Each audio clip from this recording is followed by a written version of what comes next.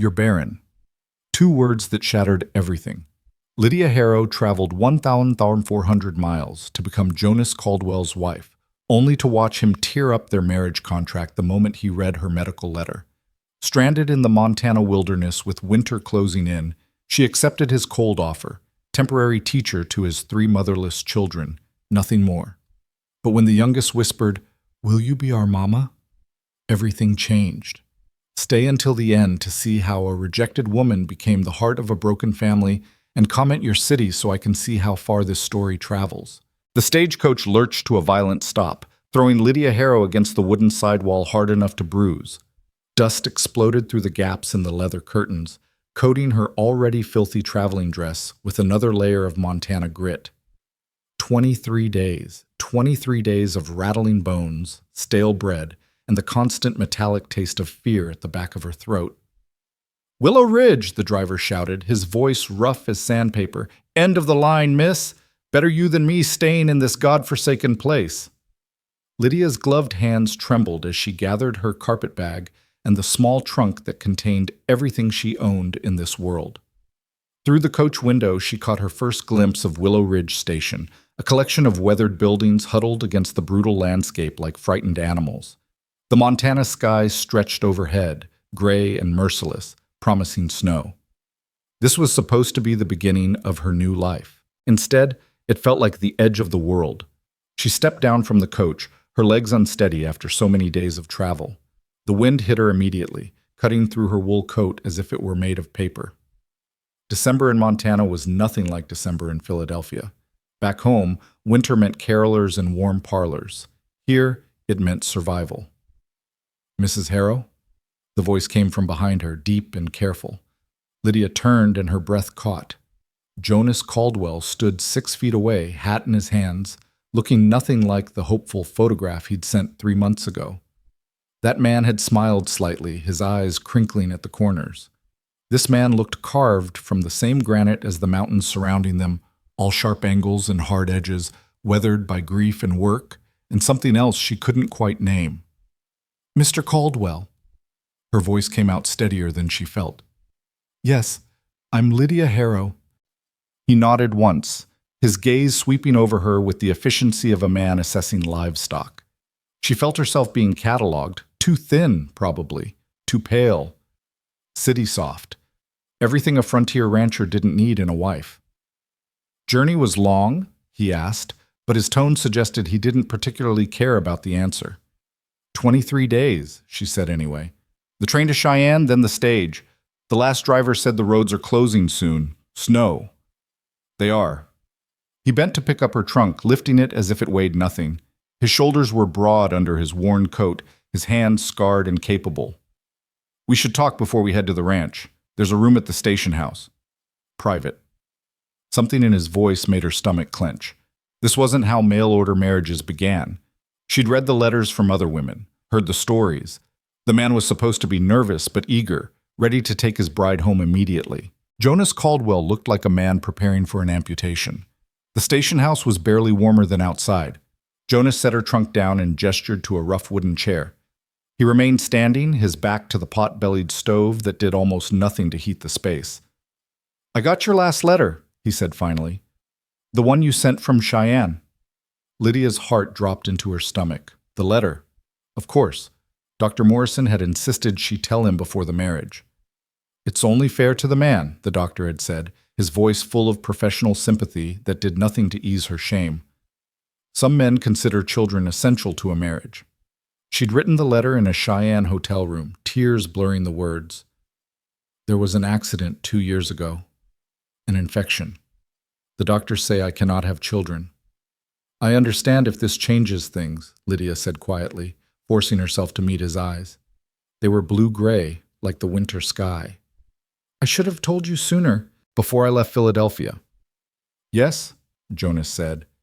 "You should have." The words landed like stones. Lydia straightened her spine, calling on every ounce of dignity her mother had taught her. She would not cry. Not here. Not in front of this stranger who was looking at her like she'd committed fraud. "I'll return east on the next stage," she said. "If you could recommend a hotel where I might stay until roads are closed. Jonas interrupted. Next stage won't come through until spring, assuming the pass is clear at all. The room seemed to tilt.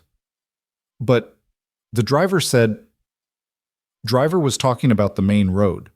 That'll stay passable another week, maybe 2, but getting a stage to come back through here? Jonas shook his head. We're too far from the main route. Nobody's going to risk horses and passengers on these roads until April at the earliest. 5 months. She was stranded here for 5 months. Lydia's careful composure finally cracked. She sank into the chair, her carpet bag slipping from her numb fingers. I see.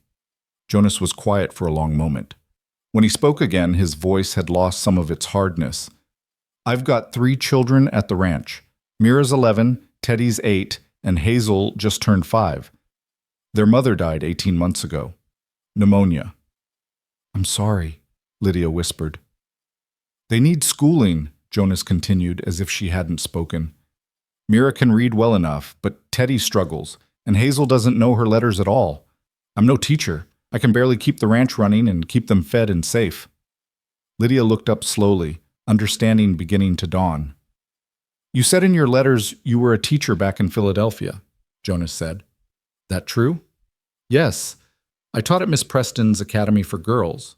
Literature and composition, primarily, but I can teach arithmetic and… Good. You can stay at the ranch through winter. Teach the children. Earn your keep that way. His jaw tightened. Separate room, separate arrangements. Come spring, when the roads open, I'll pay your passage back to Philadelphia, or wherever you want to go. It wasn't a proposal. It was a business arrangement, the kind of cold transaction that made her mother's warnings echo in her head. Men only want one thing from a wife, Lydia. If you cannot give them children, they will cast you aside. But what choice did she have?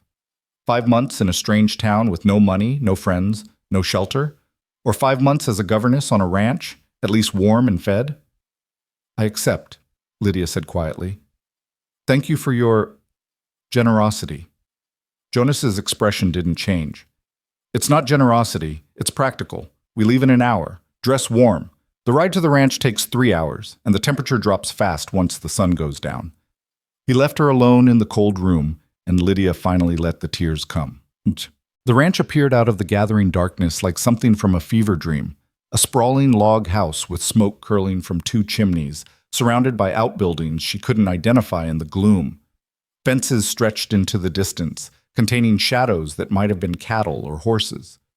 The wind had picked up during the journey, and Lydia could barely feel her face despite the wool scarf Jonas had wordlessly handed her an hour earlier. Stay close to me, Jonas said as he helped her down from the wagon. His hands were steady on her waist, gone as soon as her feet touched ground. Children don't know you're coming. Didn't want to get their hopes up in case I wasn't suitable. Lydia didn't need him to finish the sentence. The front door burst open before they reached the porch, and 3 small figures tumbled out in a chaos of voices and movement. Papa, you're home. Did you bring supplies? Mrs. Henderson said you might bring peppermints. Teddy pushed me in the mud and Mira wouldn't. Enough. Jonas's single word cut through the noise like a knife. 3 children froze on the porch steps, their eager faces suddenly wary. Inside, all of you. We need to talk. The children retreated, and Lydia got her first clear look at them in the lamplight spilling from the doorway. Mira was tall for 11, all sharp elbows and serious dark eyes, her brown hair pulled back in a braid that had mostly come undone. Teddy was built like his father would be, sturdy and solid, with the same blue-gray eyes and a cowlick that made his hair stick up in the back. Little Hazel clutched a rag doll with one arm missing, her face round and solemn beneath a tangle of honey-colored curls. They were beautiful. They were terrifying. Children, Jonas said once they were all gathered in the front room, this is Miss Harrow. She's come from Philadelphia to be your teacher for the winter. 3 pairs of eyes fixed on Lydia with unnerving intensity. She forced herself to smile, though her face felt frozen from more than just the cold. Hello, she managed. I'm very pleased to meet all of you. Mira's eyes narrowed. You're the lady from the letters, the one Papa was going to marry. The room went silent. Even the fire seemed to stop crackling. Mira, Jonas said, his voice low and warning. But you're not, are you? Mira continued, her chin lifting in defiance. You're going to be our teacher, Not our mother. That's enough. Jonas's voice cracked like a whip. Miss Harrow is our guest. You will treat her with respect. Yes, Papa. But Mira's eyes remained hostile as she looked at Lydia. Hazel stepped forward suddenly, still clutching her broken doll. Are you going to leave like Mama did? The innocence of the question was devastating. Lydia crouched down, bringing herself to the child's eye level despite the protest of her travel-weary legs. Your Mama didn't want to leave you, sweetheart, Lydia said softly. I'm sure she loved you very much. But she's gone, Hazel said matter-of-factly. Everyone goes away. Lydia's throat tightened. I'll be here all winter. I promise I won't leave until the spring. That's not very long, Hazel observed. No, Lydia agreed honestly. It's not. Teddy had been silent through the entire exchange, but now he erupted into a sudden, violent coughing fit that bent him double. Jonas was at his side instantly, one large hand on the boy's back. Easy, son. Easy. Breathe through it. The coughing went on for nearly a minute, wet and rattling, the kind of cough that spoke of things growing in young lungs. When it finally subsided, Teddy's face was red, his eyes watering. I'm fine, he gasped, but Jonas's expression suggested this was a familiar and worrying occurrence. Bed, Jonas said. All of you. It's late. Miss Harrow will be here in the morning, and you can get to know her then. The children filed out with varying degrees of reluctance. Mira shot Lydia one last suspicious look. Teddy avoided her eyes entirely. Only Hazel turned back at the doorway. Good night, Miss Harrow, she said politely, then added in a whisper probably meant to be private but perfectly audible. I hope you stay longer than spring. Then she was gone, leaving Lydia alone with Jonas in the lamplit room. Your son, Lydia said carefully. That cough. Has had it since last winter, Jonas interrupted. Dr. Henderson came out twice, says it's lung weakness, should grow out of it. But his jaw was tight, his hands clenched at his sides, usually worse in the cold. There are treatments, Lydia said. My sister had a similar condition.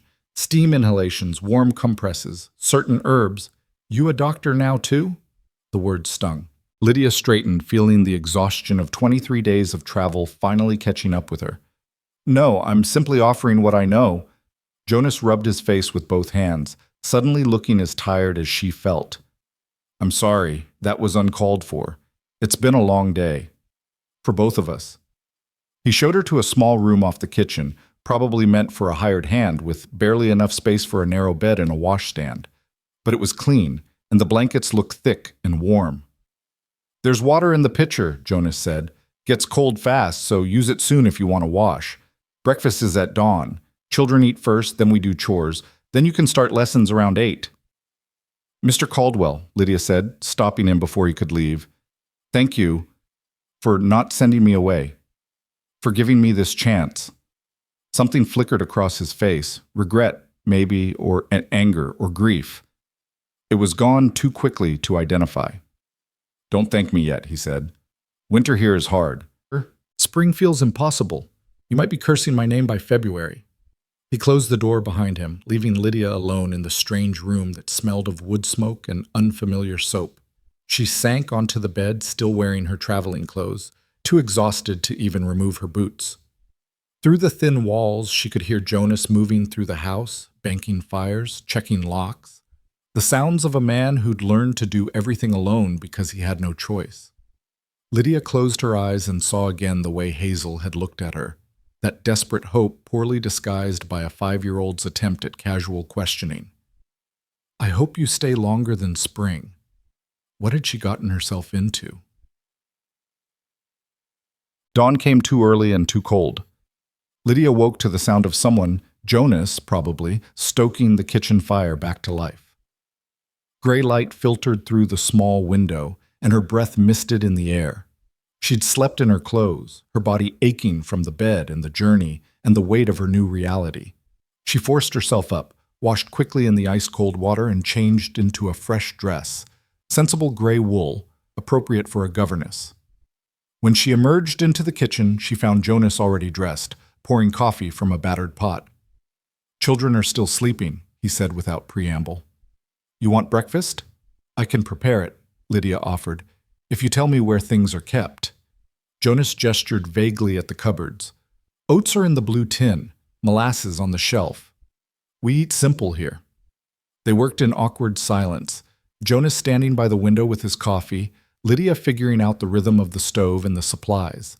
The porridge was bubbling when small footsteps announced the children's arrival.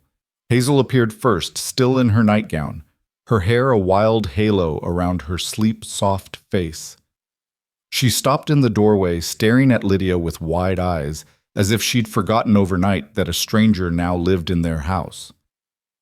"Good morning," Lydia said gently. "Breakfast is almost ready." "You're still here," Hazel whispered. "I told you I would be." Mira and Teddy arrived moments later, Mira already dressed, Teddy yawning widely. They took their places at the rough wooden table with the ease of routine, and Lydia served them each a bowl of porridge with molasses. "Thank you, Miss Harrow," Hazel said solemnly. Mira said nothing, just picked up her spoon and ate with mechanical efficiency. Teddy stirred his porridge absently, not eating. "Not hungry?" Lydia asked. "Chest hurts," Teddy mumbled. Jonas's head snapped around. "Since when?" "Last night, after the coughing." Teddy's voice was small, ashamed. "It's not bad, Papa. I'm fine." "Let me see." Jonas crossed to his son, pressing careful fingers against the boy's chest, his face tight with worry. "Tender here?" "A little." Lydia watched the interaction, noting how Teddy tried to minimize his discomfort, how Jonas's hands shook slightly despite their gentleness. A father terrified of losing another person he loved. "I'll prepare a chest compress after breakfast," Lydia said quietly. "If that's all right with you, Mr. Caldwell." Jonas met her eyes across the table. She expected him to refuse, to tell her once again that she was overstepping. Instead, he nodded once, curtly. "Appreciate it." After breakfast, the children were dispatched to morning chores, Mira to gather eggs, Hazel to feed the chickens with her father's supervision, Teddy excused due to his chest pain. Lydia found herself alone in the kitchen with the boy, gathering what she needed. "Does it hurt bad?" she asked as she set a pot of water to boil. "Sometimes." Teddy watched her work with cautious curiosity. "How come you know about chest sickness?" "My little sister, Elizabeth. She had weak lungs, too. Mama used to make compresses with chamomile and eucalyptus. It helped." "Did she get better?" Lydia paused, her hands still on the herbs she'd found in Jonas's surprisingly well-stocked pantry. "She did. She's married now, living in Boston, healthy as a horse." It was only a small lie. Elizabeth was indeed healthy now, though she'd stopped speaking to Lydia after the accident, after Lydia had become damaged goods, unsuitable for proper society. Some wounds didn't show on the outside. "I don't want to die like Mama," Teddy said suddenly, his voice very small. Lydia crossed to him immediately, kneeling beside his chair. "You're not going to die, Teddy. You have a cough, that's all. Lots of children get coughs in winter. The compress will help, and the steam, and maybe we'll find some honey for tea. You'll be running around this ranch causing trouble before you know it." "Promise?" She shouldn't. She didn't know. She wasn't a doctor, just a failed bride with some childhood memories of helping her mother. But Teddy's eyes were so desperate, so afraid. "I promise to do everything I can to help you feel better," Lydia said carefully. "How's that?" Teddy considered this, then nodded. "Okay." The compress seemed to help. By the time Jonas returned with the girls, Teddy was breathing easier, some color back in his cheeks. Jonas's eyes found Lydia's across the room, and something passed between them, not quite gratitude, but an easing of hostility. Progress, however small. "Time for lessons," Jonas said. "I cleared the table in the front room. Miss Harrow will need books and slates. They're in the trunk by the window. Mira, you're to help her set up and behave yourself. Understand?" "Yes, Papa." Mira's tone was dutiful, but her eyes remained mutinous. Jonas left to tend to ranch work, and Lydia was alone with the 3 children who would be her entire world for the next 5 months. Teaching the Caldwell children was like trying to tame 3 wild animals with different natures. Mira was brilliant, but stubborn, reading far beyond her age level but refusing to show off, as if intelligence were somehow shameful. Teddy struggled with letters but excelled at numbers, able to calculate feed costs and cattle weights in his head faster than Lydia could with paper. Hazel simply wanted attention, any attention, and would do anything to keep Lydia's eyes on her.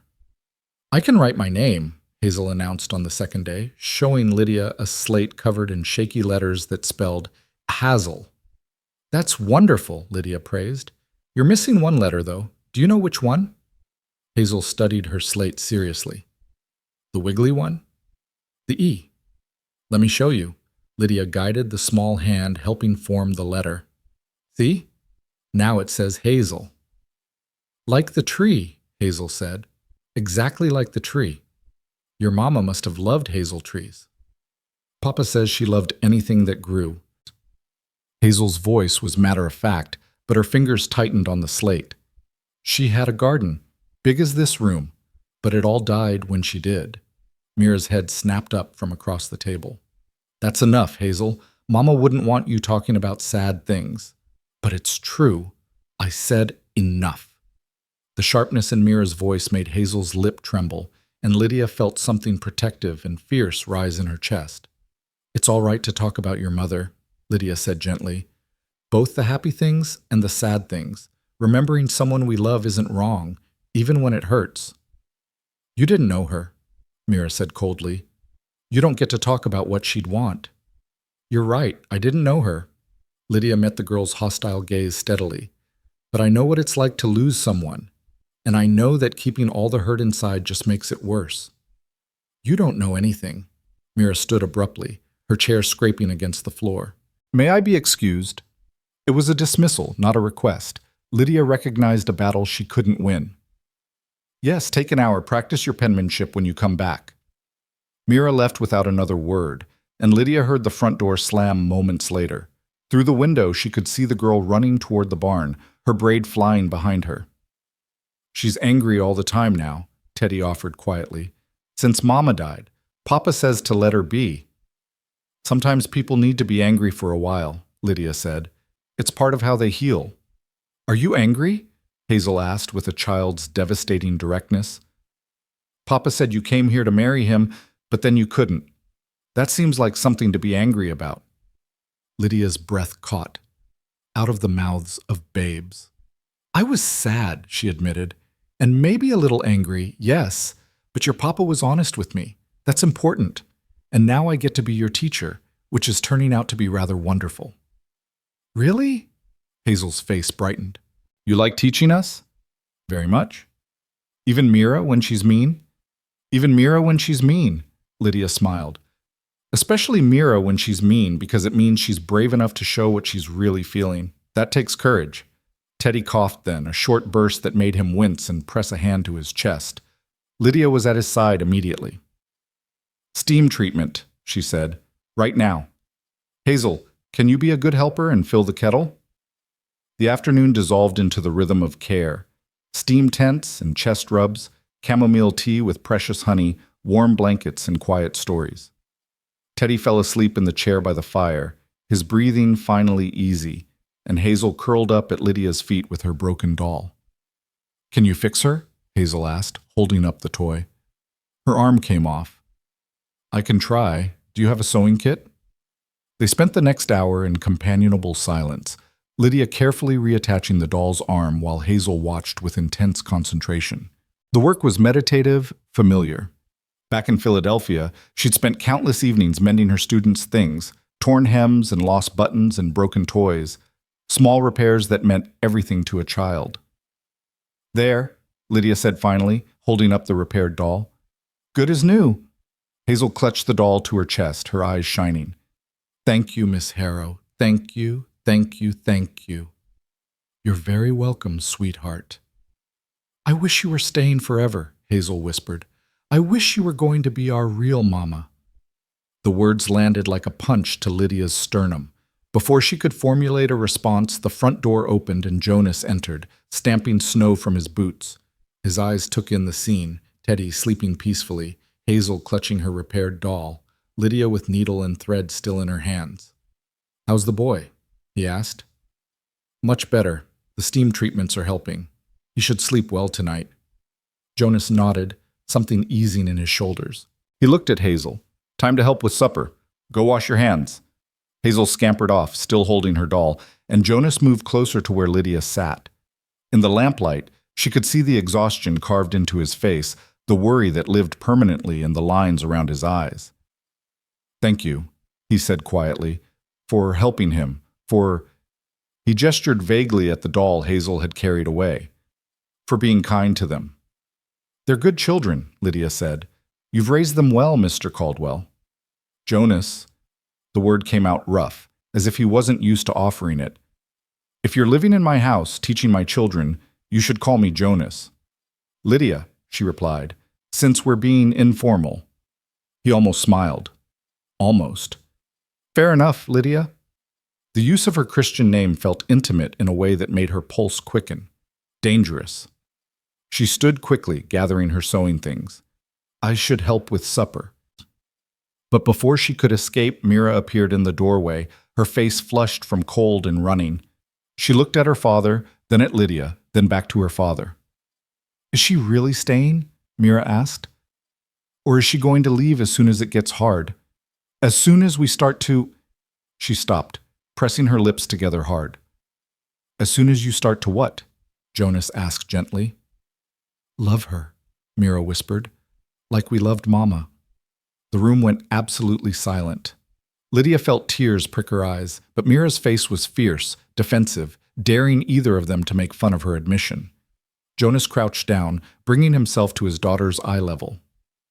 "Miss Harrow made a promise to stay through winter. She's a woman of her word, but come spring she'll go back to her own life. So we need to be careful, Bug. We need to remember this is temporary." "Everything good is temporary," Mira said bitterly. "That's what I learned when Mama died." She ran past them, up the stairs to the sleeping loft, and they heard a door slam.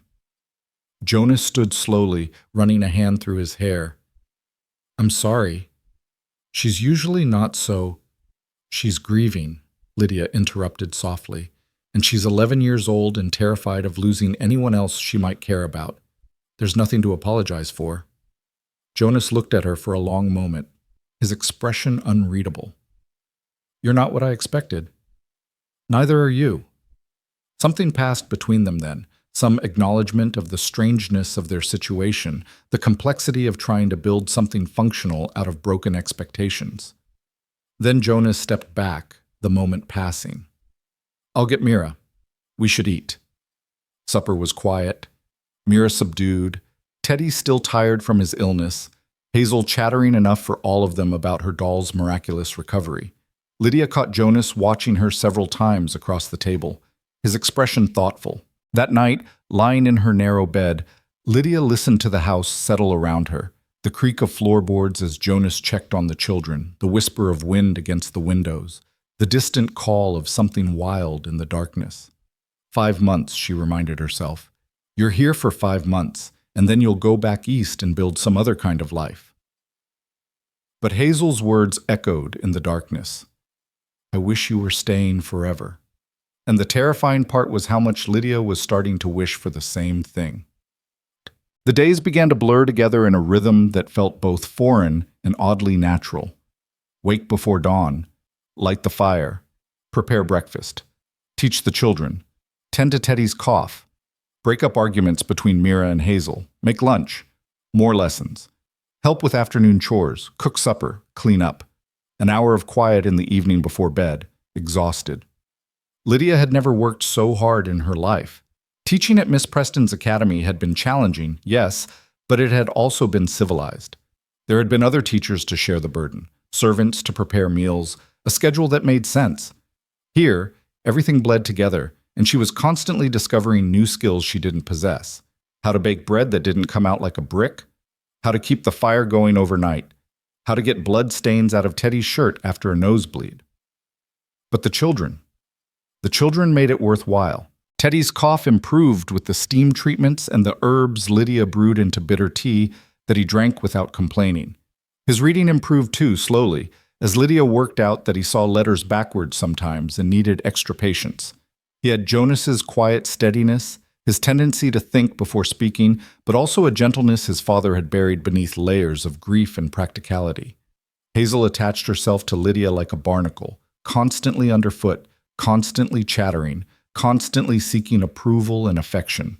She was bright as a button, learning her letters quickly, but what she really craved was touch, hairbrushing, hand-holding, lap-sitting, all the small physical comforts of maternal love. And Mira, brilliant, wounded, defensive Mira. She fought Lydia on everything, the lessons, the schedule, the rules. But Lydia began to understand that the fighting itself was a kind of test. Will you stay even when I'm difficult? Will you still care about me even when I'm mean? So Lydia stayed calm through the arguments, firm through the defiance, and gentle when Mira's anger finally crumbled into tears. The breakthrough came 3 weeks into December, during an afternoon lesson on composition. I want you each to write about a person you admire, Lydia instructed. It can be someone you know personally or someone from history. 1 page, in your best handwriting. Teddy wrote about his father, describing the way Jonas could calm a spooked horse with just his voice, how he never complained even when work was hard. Hazel wrote about Lydia herself, in wobbly letters that made Lydia's throat tight. Miss Harrow is nice. She fixed my doll. She makes Teddy beat her. I admire her. But Mira sat with her slate blank, her pencil clutched so tight her knuckles were white. Can't think of anyone? Lydia asked gently. I can think of someone. Mira's voice was hard. I just don't want to write about her. Your mother? Mira's head snapped up, her eyes blazing. Don't talk about her like you knew her. You're right, I didn't. Lydia pulled a chair close, sitting down so they were eye to eye. But I'd like to know about her, if you want to tell me. Why? The word was almost aggressive. So you can try to be like her. You can't. Nobody can. I'm not trying to replace your mother, Mira. No one could do that. But I am trying to understand you, and understanding where you came from, who taught you to be the smart, strong girl you are. That helps. Mira's lips trembled. She was beautiful. Everyone said so. Papa couldn't stop looking at her, even after they'd been married for years. She knew all the plants, which ones would heal you and which ones would poison you. She could make bread that tasted like heaven, and she sang while she worked, and she never, ever got angry at us, even when we were bad. She sounds wonderful, Lydia said softly. She was perfect. Mira's voice broke. And then she got sick, and Papa brought the doctor, but the doctor was stupid and didn't know anything, and she just got worse and worse. She couldn't breathe at the end. She kept trying to tell us things, important things, but she couldn't get enough air. And then one morning she was just empty, like her soul had left, but her body didn't know it yet. Tears were streaming down Mira's face now, and Lydia couldn't stop herself. She pulled the girl into her arms, and Mira collapsed against her, sobbing in great gasping breaths that shook her whole body. I miss her, Mira wailed. I miss her so much, and it doesn't get better, it just gets worse, because every day there's something else she's missing, and every day I forget something else about her. I can't remember what her voice sounded like anymore. I try to hear it in my head, and I can't. Oh, sweetheart. Lydia held her tighter. I'm so sorry. I'm so sorry. They stayed like that for a long time, Mira crying while Lydia held her, murmuring wordless comfort. Teddy and Hazel watched with wide eyes from across the room, uncertain what to do. Finally, Mira's sobs quieted to hiccups. She pulled back, wiping her face with her sleeve. I got your dress wet, she mumbled. I don't care about the dress. Mira looked up at her, eyes red-rimmed and searching. Do you promise you won't try to make us forget her? Some people said Papa should remarry quick so we'd forget and not be sad anymore. But I don't want to forget. I would never ask you to forget your mother, Lydia said firmly. She's part of who you are, part of what makes you wonderful. You should remember her every single day and talk about her whenever you want to, and love her for the rest of your life. That's not sad. That's beautiful.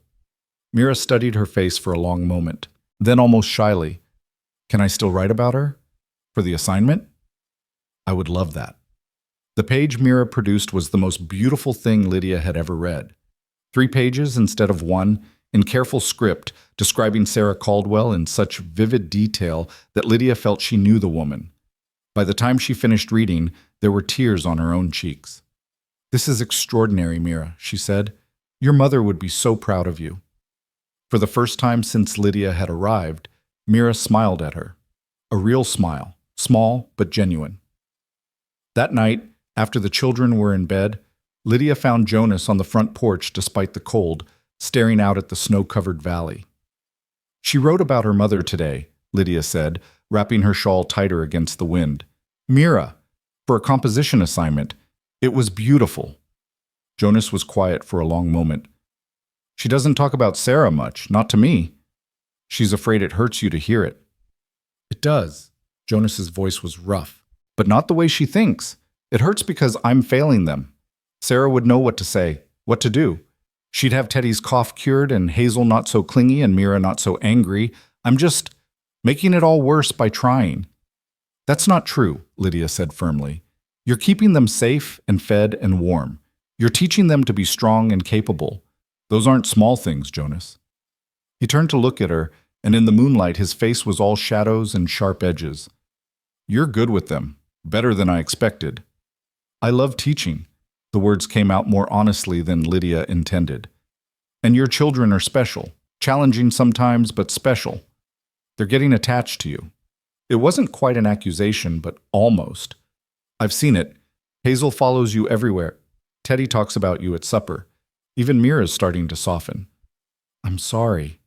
Lydia's stomach churned with guilt. "I'm trying not to—" "I'm not blaming you," Jonas interrupted. "I'm just worried. Come spring, when you leave, it's going to be hard for them." "It's going to be hard for me too," Lydia thought, but didn't say. Instead, "I'll be as careful as I can." Jonas nodded, then reached out and did something unexpected. He brushed snow off her shoulder where it had fallen from the porch roof, his hand gentle and brief. "You should go in. It's too cold out here." "What about you?" "I'll be in soon. Just need to think for a while." Lydia left him there, but she looked back from the doorway. He was still staring out at the valley, his shoulders bowed beneath a burden she was only beginning to understand. The weight of loving people you were terrified of losing, a burden she was starting to share. Christmas came to the Caldwell Ranch like an unwanted ghost, full of memories that made everyone ache. Lydia woke on Christmas Eve to find Jonas already gone.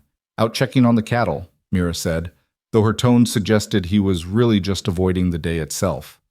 "Mama loved Christmas," Hazel announced at breakfast, pushing her porridge around with her spoon.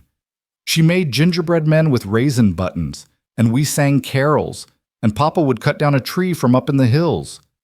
"We're not doing that this year," Mira said sharply. "Papa said." "But why not?" Hazel's lower lip trembled. "It's not fair." "Because Mama's not here," Teddy said quietly. "Nothing's the same without her."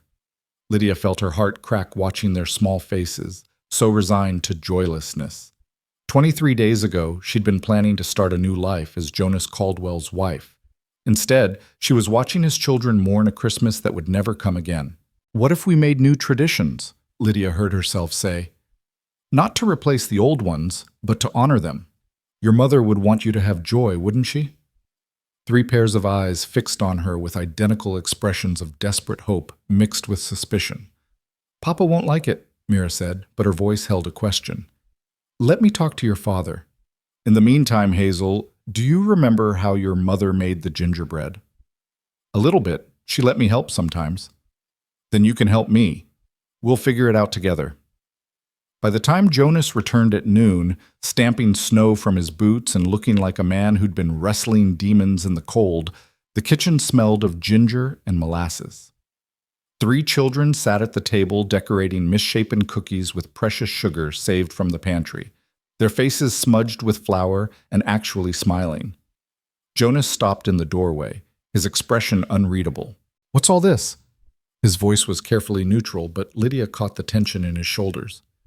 "Miss Harrow is helping us make Christmas," Hazel announced, "like Mama used to." "I hope that's all right," Lydia said quietly, meeting Jonas's eyes across the room. "I thought, we don't celebrate Christmas anymore." The words came out flat, final. "I told the children that." "You told us Mama wouldn't want us to be sad," Mira corrected, suddenly brave. "But you never asked what we wanted." Jonas's jaw tightened. "Mira." I want to remember her happy, Mira continued, her voice shaking but determined. I want to do the things she loved, not forget about them because it hurts. The silence stretched thin and painful. Teddy ducked his head, pushing his cookie around the table. Hazel's eyes filled with tears. Lydia held her breath, waiting. Finally, Jonas's shoulders sagged. All right. Make your gingerbread. Sing your carols. But I've got work to do. He left without taking off his coat, and Lydia heard the barn door slam a moment later. He's mad, Hazel whispered. He's sad, Lydia corrected gently. There's a difference. He misses your mother just as much as you do, maybe more because he was married to her. Then why won't he talk about her? Mira demanded. Why won't he let us say her name? Lydia chose her words carefully. Sometimes grown-ups think they have to be strong all the time. They think if they show they're sad, it will make everyone else sadder. But really, it just makes everyone feel alone. That's stupid, Teddy said, and Lydia couldn't help but smile. You're absolutely right. It is stupid. But people do stupid things when they're hurt. That evening, after a supper that Jonas barely touched, Lydia found him in the barn, supposedly checking on the horses, but really just standing in an empty stall, staring at nothing. The children are worried about you, she said from the doorway. Children worry too much. Jonas didn't turn around. They should be playing, being young, not managing their father's grief. They can't play when they're drowning in their own grief, Lydia said quietly. Grief that you won't let them express because you're afraid it will break you. Jonas spun around, his face hard. You've been here a month. Don't presume to tell me about my family. You're right. I've only been here a month. Lydia stepped into the barn, letting the door close behind her. But in that month, I've watched Mira cry herself to sleep. I've heard Teddy whisper to his mother's picture when he thinks no one's listening. I've held Hazel while she asked me why her mama doesn't love her anymore since she went away. They need you, Jonas. Not the version of you that's locked up tight and strong. The version that's broken too. The version that misses his wife. I can't. Jonas's voice cracked. If I start, I won't stop. And they need someone who can keep going, who can keep this ranch running, They need their father, not a machine. Jonas turned away again, his hands gripping the stall rail so tight his knuckles went white. When he spoke, his voice was barely a whisper. She died in my arms. Did the children tell you that? She died in our bed in the middle of the night while I held her and begged her to breathe. And the last thing she said to me was, take care of our babies. Not, I love you, not goodbye. Just take care of our babies. As if I could ever do it right without her. Lydia's throat closed up. She moved closer, close enough to touch his shoulder, though she didn't quite dare. You're doing the best you can, she said. That's all anyone can do. It's not enough. It will never be enough. Jonas finally looked at her, and his eyes were devastated. And now you're here, and you're making gingerbread and fixing broken dolls and helping Teddy breathe. And the children are starting to hope again. But you're leaving in spring. You made that clear. So what happens then? When they lose someone else they've started to love? The accusation in his voice stung because it was fair. She was temporary. She'd always been temporary. She had no right to come into their lives and make them hope for something she couldn't give them. I'm sorry, Lydia whispered. I'm so sorry. I don't know how to be here and not care about them. I don't know how to teach them and tend them and not love them. Jonas stared at her for a long moment. Then, without warning, he reached out and tucked a strand of hair behind her ear, a gesture so gentle and unexpected that Lydia froze. I know, he said quietly. That's the problem. You care too much. It's going to hurt all of us when you go. Maybe I don't have to go. The words escaped before Lydia could stop them. Maybe, don't. Jonas stepped back abruptly. Don't say things you don't mean. You're here because you had no choice, because winter trapped you, but you've got a life waiting back east.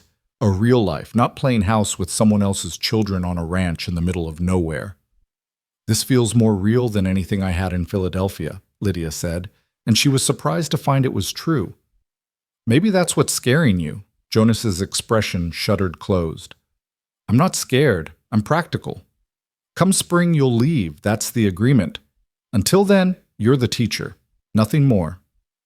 He walked past her, out of the barn, leaving Lydia alone with the horses and the smell of hay and the crushing weight of words unsaid. The next morning was Christmas. The children woke early, excited despite their father's darkness, and Lydia helped them hang the few decorations they'd made: paper chains, dried berry garlands, drawings of snowflakes. It was humble compared to the Christmases Lydia remembered from Philadelphia, but there was something pure about it, something honest. Jonas came down to breakfast looking like he hadn't slept. But when Hazel threw her arms around his waist and wished him, "Happy Christmas, Papa," he managed a small smile. "Happy Christmas, Hazelnut." They ate the gingerbread cookies for breakfast, which made Teddy laugh and Mira roll her eyes but smile. Lydia had nothing to give the children as gifts. She'd arrived with barely anything of her own, but she told them stories instead, tales of Christmas in the city, of ice skating and carolers and the grand tree in Washington Square. "It sounds magical," Hazel breathed. "It was," Lydia admitted, "but different magic than this." "What magic is here?" Teddy asked skeptically. "It's just snow and cold." Lydia looked around at the three children, at Jonas watching them from across the room, at the humble house that had somehow become a home. "The magic of people choosing to love each other even when it's hard," she said. "That's the strongest magic there is." Jonas's eyes met hers, and something passed between them, an acknowledgement, a warning, a wish. She couldn't tell which. That afternoon, while the children napped, Jonas surprised everyone by bringing in a small pine tree he'd apparently cut that morning before dawn. It was scraggly and lopsided, but the children screamed with delight. "Thought you might need something to decorate," Jonas said gruffly, avoiding Lydia's eyes. They spent the rest of Christmas Day making it beautiful with what they had.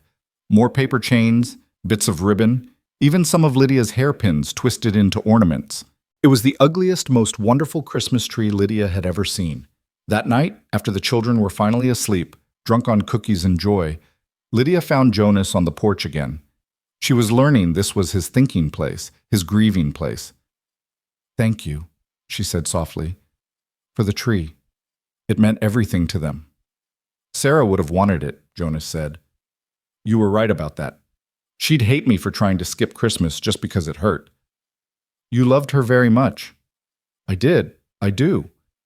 Jonas looked at Lydia, his expression complicated. "But loving someone who's gone, it's like carrying around a wound that never quite heals. You learn to live with it, but it never stops hurting." "I'm sorry." "Stop apologizing. You didn't cause this."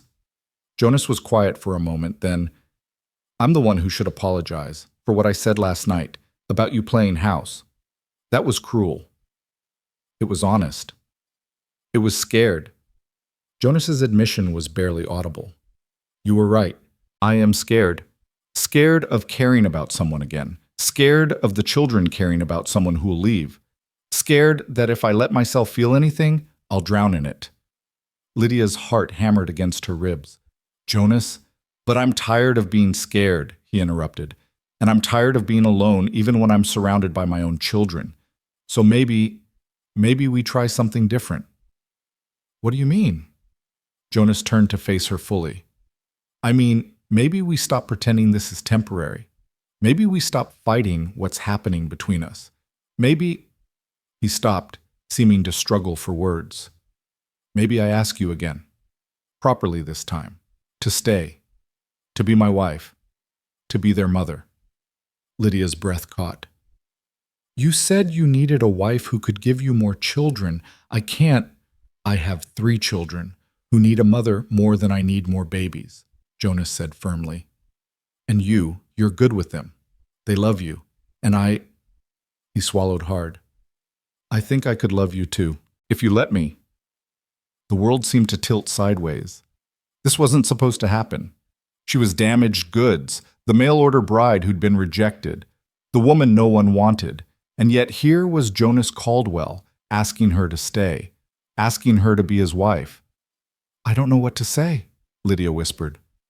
"Say you'll think about it," Jonas said. "That's all. Just think about it." Before she could answer, a sound split the night. Teddy, coughing. But not the usual cough. This was worse, violent, ending in a horrible wheezing gasp that meant he couldn't breathe. They both ran. Teddy was sitting up in bed, clutching his throat, his face turning red then purple. Mira stood beside him, frozen in terror. Hazel was crying. "Get him to the kitchen," Lydia ordered, her voice snapping into the authoritative tone she'd used with panicking students. "Near the stove. Mira, start water boiling. Hazel, get me all the blankets you can carry." Jonas carried his son downstairs while Lydia raced to gather her supplies. The herbs, the cloths, everything she'd been using to treat Teddy's condition. But this was different. This was a full attack, the kind that could kill. She made a steam tent with blankets over Teddy and the boiling pot, added eucalyptus and chamomile, and climbed under with him, holding him against her chest. "Breathe with me," she commanded. "In through your nose, out through your mouth, nice and slow. You can do this, Teddy. I know you can." Teddy wheezed, panicking, clawing at his throat. "Look at me," Lydia ordered, gripping his face between her hands. "Look at me. You're not dying. I won't let you die. Now breathe." She exaggerated her own breathing, making it loud and obvious. In, out, in, out. Slowly, agonizingly, Teddy's breathing began to match hers. The wheezing eased. The color started returning to his face. "That's it," Lydia murmured. "That's my brave boy. Keep going." Outside the tent, she could hear Jonas's voice, tight with terror, and Mira crying. But she stayed focused on Teddy, breathing with him, holding him steady, until the attack finally passed. When they emerged from the steam tent 20 minutes later, Teddy was exhausted but breathing normally. Jonas scooped him up immediately, holding him so tightly the boy squeaked. "I'm okay, Papa," Teddy mumbled against his father's shoulder. "Miss Harrow fixed me." Jonas looked at Lydia over his son's head, and the raw gratitude in his eyes made her chest ache. "Thank you," he mouthed silently. Lydia could only nod, her own hands shaking now that the crisis had passed. They kept Teddy downstairs for the rest of the night, taking turns watching him, making sure he kept breathing. Hazel refused to go back to bed, curling up next to her brother. Mira sat in the corner, hugging her knees, her face pale. As dawn broke gray and cold through the windows, Teddy finally fell into a deep, peaceful sleep. Jonas carried him upstairs, and the girls followed. Lydia was left alone in the kitchen, surrounded by the evidence of her makeshift hospital, wet blankets, herb packets, the still steaming pot. She sank into a chair, suddenly bone-tired. "You saved his life."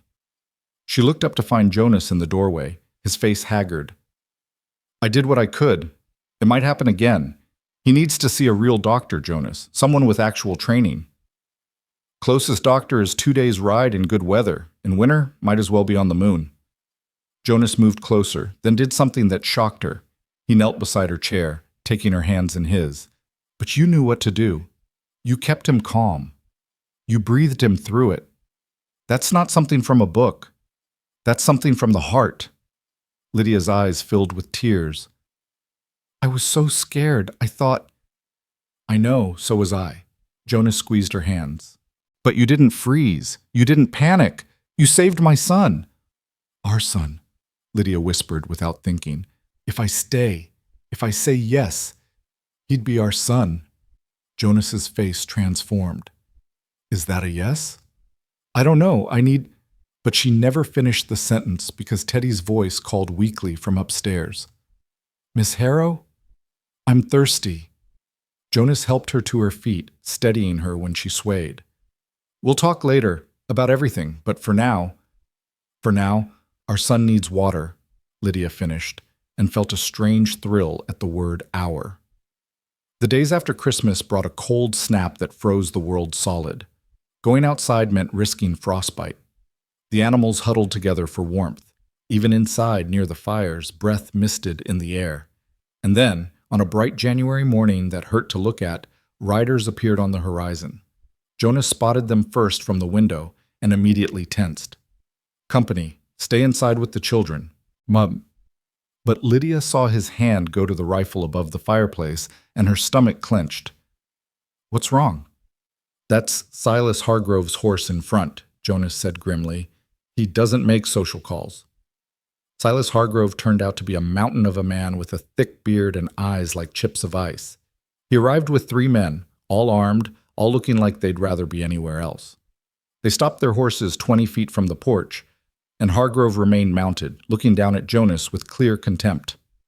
"Caldwell," Hargrove said, "we need to talk about the creek." "Nothing to talk about," Jonas replied, his voice level but his body radiating tension. "The creek runs through my land, has for 15 years. Your deed says east boundary is the tree line, creek's past the tree line. That makes it mine." "The hell it does. My deed specifically mentions water rights to Willow Creek. You know that, Silas. Everyone knows that." Hargrove's smile was unpleasant. "Funny thing about old deeds. Sometimes they're unclear. Sometimes they need to be interpreted by a judge. And Judge Morrison? He's a friend of mine." Lydia watched from the window, her heart pounding. Mira pressed against her side, and Lydia could feel the girl trembling. "Papa won't let him take the creek," Mira whispered. "We'll die without that water for the cattle." "What does he want?" Lydia asked. "Our land. He's been trying to buy us out since Mama died. Says Papa can't manage alone, that we should sell and move to town." Outside, Jonas's voice rose slightly. "You bring a judge out here, Silas, and I'll fight you every step. I've got the original deed. I've got surveyor maps. You won't win." "Maybe not," Hargrove agreed pleasantly, "but I can make your life hell trying. Can tie you up in legal costs for years. You got money for lawyers, Jonas? What with 3 kids to feed and winter barely half over?" It was a threat wrapped in logic, and they all knew it. Jonas's hands clenched into fists at his sides. "Get off my land!"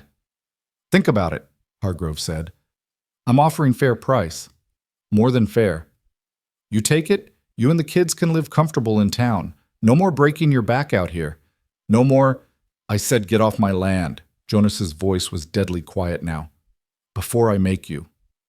Hargrove's men shifted uneasily, hands moving toward weapons. The situation balanced on a knife's edge. And then Lydia did something that would later seem insane. She walked out onto the porch. "Mr. Hargrove," she called out, her voice carrying across the frozen yard. "Good morning." All eyes turned to her. Jonas's expression was thunderous. "Lydia, get inside." But she moved to stand beside him, her hands folded calmly in front of her, every inch the proper Philadelphia lady. "I don't believe we've been introduced. I'm Mrs. Caldwell." The lie came out smooth and natural, and Jonas's indrawn breath told her he understood what she was doing. Hargrove's eyes narrowed. "Heard Jonas was getting married. Didn't believe it. Mail-order bride, wasn't it?" "I came from Philadelphia to marry Mr. Caldwell. Yes," Lydia said coolly. "We wed just after Christmas. A small ceremony, family only. But I'm afraid I don't understand this talk of selling. My husband hasn't mentioned any such plans to me." "Your husband's in debt up to his eyeballs," Hargrove said bluntly. "Ranch is failing. He's too proud to admit it, but another year or two and he'll lose everything anyway." "How interesting," Lydia said, her voice dripping with the kind of aristocratic disdain her mother had perfected. "Because the ledgers I've reviewed suggest otherwise. The ranch is running quite profitably, actually. We had an excellent year with the calves and the prices at market—" "You're a woman," Hargrove interrupted. "You don't understand ranching." "I understand numbers," Lydia said, "and I understand bullies.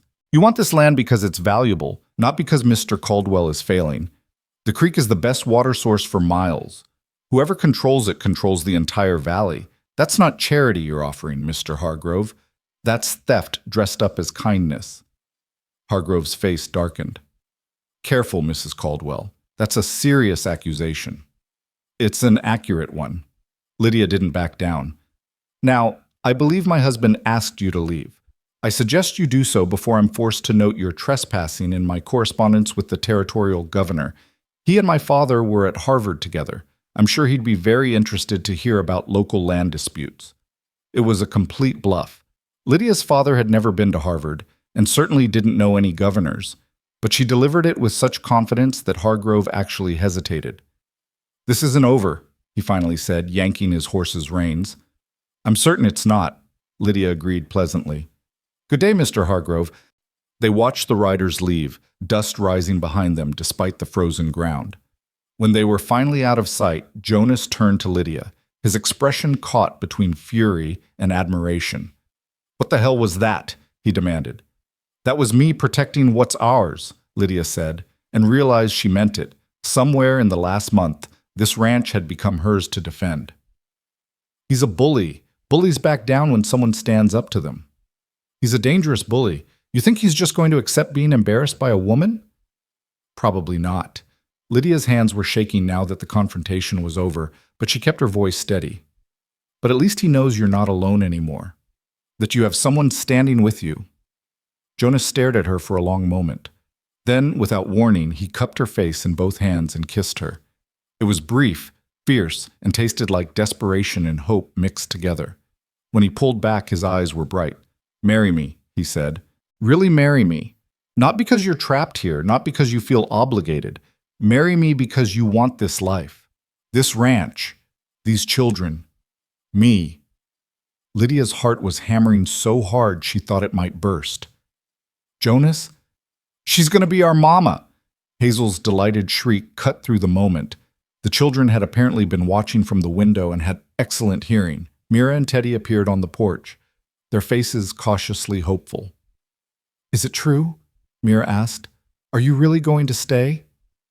Lydia looked at Jonas, at his children, at the ranch spread out before them in its frozen beauty. She thought about Philadelphia, about her sister who wouldn't speak to her, about the life she'd left behind that had never quite fit. She thought about steam tents and gingerbread cookies and the way Hazel held her hand.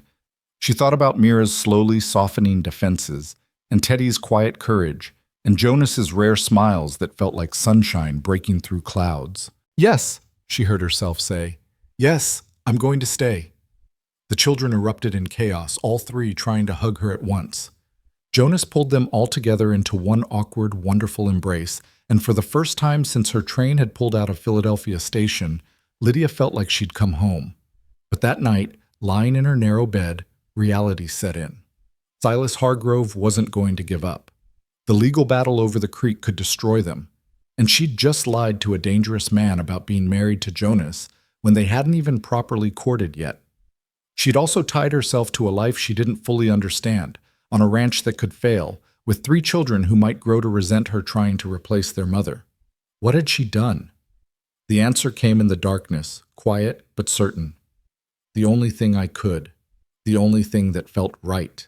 And for now, that would have to be enough. The morning after Lydia's promise brought an unexpected visitor, Reverend Thomas from the church in town, arriving on a tired mule with news that spread through the house like wildfire. Hargrove's filing a formal complaint with the Territorial Land Office, the Reverend said, warming his hands by the fire, while Jonas's face grew darker by the second. "Claims your deed is fraudulent. Says the original survey was done wrong and the creek belongs to him by right." "That's a damn lie," Jonas growled. "My father bought this land fair and square in 1867. The deed's been recorded for 18 years. I know that, son. Everyone knows that. But Hargrove's got money for lawyers, and you know how these things go. Judge Morrison won't rule against him without a fight." Reverend Thomas looked apologetic. "I came to warn you, and to offer what help I can." Lydia brought coffee, her mind racing. She'd studied law briefly. Her father had insisted all his daughters understand contracts before marriage. What would it take to prove the deed is legitimate? "Original survey documents," Jonas said, "filed with the Territorial Office in Helena. But that's a week's ride in good weather. In winter." He shook his head. "Impossible." "Not impossible," the Reverend corrected. "Just difficult. And expensive. You'd need to hire someone to make the trip, pay for certified copies, bring them back before Hargrove gets his hearing scheduled." He paused. "Could cost $100 or more." Jonas's face went gray. $100 might as well have been 1,000. The ranch barely made enough to keep them fed and warm through winter. "How long do we have?" Lydia asked. "Hearings set for first week of March, 6 weeks, give or take." After the Reverend left, Jonas sat at the kitchen table with his head in his hands. The children had been sent outside to do chores, giving the adults privacy to discuss what felt like impending disaster. "We could sell some cattle," Lydia suggested. "Raise the money that way." "Cattle prices are at rock bottom in winter. I'd have to sell 20 head to make $100, and that's if I could even get them to market in this weather. We need those cattle for spring breeding." Jonas looked up, his eyes haunted. Hargrove knows exactly what he's doing. He's timing this perfectly. I can't fight him. Then we find another way. Lydia's voice was firm. There has to be something. There isn't. Jonas stood abruptly, pacing. I'm going to lose the ranch, lose everything my father built. And those children out there, Sarah's children, they're going to grow up in some cramped house in town while Hargrove waters his cattle in our creek. Stop it, Lydia said sharply. Stop surrendering before the battle's even started. You taught your children to be fighters. Now fight. Jonas looked at her, something flickering in his expression. Gratitude, maybe, or desperation. What would you have me do, Lydia?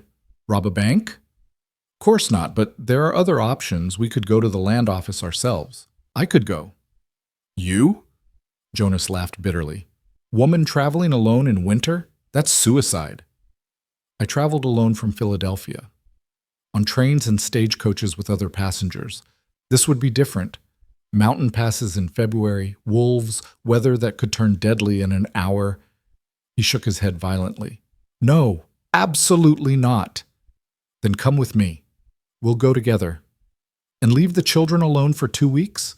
With Teddy's lungs still weak and God knows what Hargrove might try if he knows we're gone. Jonas's voice rose.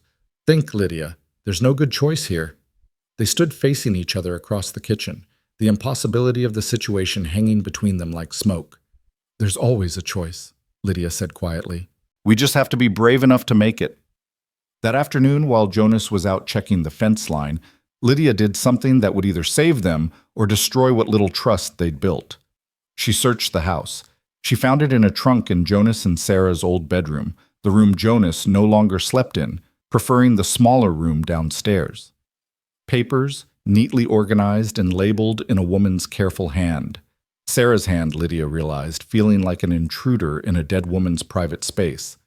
But there, at the bottom of the trunk, was a leather folder marked Land Documents. And inside, miracle of miracles, was a copy of the original survey, yellowed with age but perfectly legible. A note in Sarah's handwriting was pinned to it. Important, filed with Territorial Office, 1867, copy made 1883 when Jonas worried about fire. Keep safe. Lydia's hands shook as she read. This was it. This was their defense. Not the original, but a contemporary copy that could at least prove the survey existed, that Jonas's claim wasn't fabricated. She was still holding the folder when Jonas came in, stamping snow from his boots. He froze when he saw her, saw what she held, and his face went through a dozen emotions at once. You went through Sarah's things. His voice was flat, dangerous. I was looking for the survey documents. Jonas, I found... You had no right. He crossed the room in 3 strides, snatching the folder from her hands. Those are private. Sarah's private things. You don't touch them. I'm trying to help you. By violating my dead wife's privacy? By going through her belongings like some kind of thief? Jonas's face was flushed with anger. You've been here 2 months, Lydia. 2 months. That doesn't give you the right to... I found a copy of the survey, Lydia shouted, her own temper finally breaking. That's what I was trying to tell you before you started accusing me of theft. Your wife, your smart, careful wife, made a copy of the survey in 1883 and saved it in case you ever needed it. And you need it now. Jonas stopped, the folder clutched against his chest. What? Look. Lydia pulled the document from the folder, spreading it on the bed. It's all here. The boundary lines, the creek, everything, dated and notarized. It's not the original, but it proves the original existed, that your claim is legitimate. Jonas stared at the paper, his anger draining away into something that looked like grief. Sarah did this? She protected you. Even knowing she was dying, she protected you. Jonas sat down heavily on the bed, still holding the document. I didn't know. She never told me. She probably did it when she first got sick, when she knew time was running out. Lydia's voice gentled. I'm sorry I went through her things without asking. But Jonas, this could save the ranch. We take this to the land office, show them we have documentation, and Hargrove's case falls apart. It's not the original, Jonas said, but he was studying the document with new hope in his eyes. Will it be enough? I don't know, but it's more than we had an hour ago. Jonas looked up at her, and the complexity in his expression made Lydia's chest tight. Why are you doing this? Fighting so hard for a place that isn't even yours yet? Because it will be mine. Because those children out there deserve to grow up on their family's land. Because you deserve not to lose everything. She paused. And because Sarah left you a gift, the least we can do is use it. Jonas was quiet for a long moment. Then he stood, carefully refolding the document. We'll need to take this to Helena, get it verified, submitted as evidence. But you were right about one thing. We can't both go. Someone has to stay with the children. I'll go, Lydia said immediately. Lydia, you're needed here. You know the ranch, the cattle, how to keep everything running. I'm just the teacher, and I'm the one who found the document. Let me do this. It's too dangerous. Life is dangerous. Lydia moved closer, taking his hands. But hiding from danger doesn't make it go away. Your wife knew that. She fought her illness as long as she could. She prepared for the worst while hoping for the best. Let me honor her courage by being brave too. Jonas's grip tightened on her hands. If something happened to you, then you'd go on. You'd take care of the children. You'd keep fighting. That's what we do. She smiled slightly. Besides, I didn't survive 23 days of travel just to be defeated by a simple trip to Helena. There's nothing simple about it. Then it's a good thing I'm not a simple woman. Despite everything, Jonas laughed. No, you're really not. That evening, over supper, they told the children. The reaction was immediate and loud. You can't go alone. Mira's face was white. What if something happens? What if you don't come back? I'll come back, Lydia promised. I swear it. Mama said she'd get better, and she didn't, Teddy said, his voice small. People don't always come back when they promise. The pain in his words cut deep. Lydia knelt beside his chair, taking his face in her hands. You're right. Your mama didn't have a choice about leaving, but I do have a choice, and I'm choosing to come back. To you, to your sisters, to your father, to our home. When? Hazel asked, tears already streaming down her face. When will you come back? 2 weeks, maybe less if the weather holds. I'll leave at first light, take the stage from town, be back before you know it. 2 weeks is forever, Hazel sobbed, and Lydia gathered her close, feeling the small body shake with fear. I know it feels that way, but time passes quickly when you're busy. You'll have lessons to keep up with. Mira, I'm putting you in charge of teaching while I'm gone. Teddy, you'll help your father with the ranch work. Hazel, you'll be the very best helper anyone could ask for, and before you know it, I'll be walking back through that door. Jonas watched the scene with tight jaw. Later, after the children were finally in bed, Hazel only agreeing to sleep after extracting a promise that Lydia would wake her to say goodbye, he found Lydia in the kitchen packing supplies for the journey. There's still time to change your mind, he said quietly. I'm not changing my mind. Lydia? She turned to face him. Do you trust me? The question hung between them. Jonas studied her face in the lamplight. This woman who'd arrived rejected and alone, who'd won his children's hearts, who'd stood beside him against Hargrove, who'd found Sarah's gift when he'd given up hope. Yes, he said finally. God help me, I do. Then let me do this. Let me fight for us. Jonas crossed to her, pulling her into his arms. The embrace was different from the brief, fierce kiss on the porch. This was slower, deeper, full of unspoken fears and desperate wishes.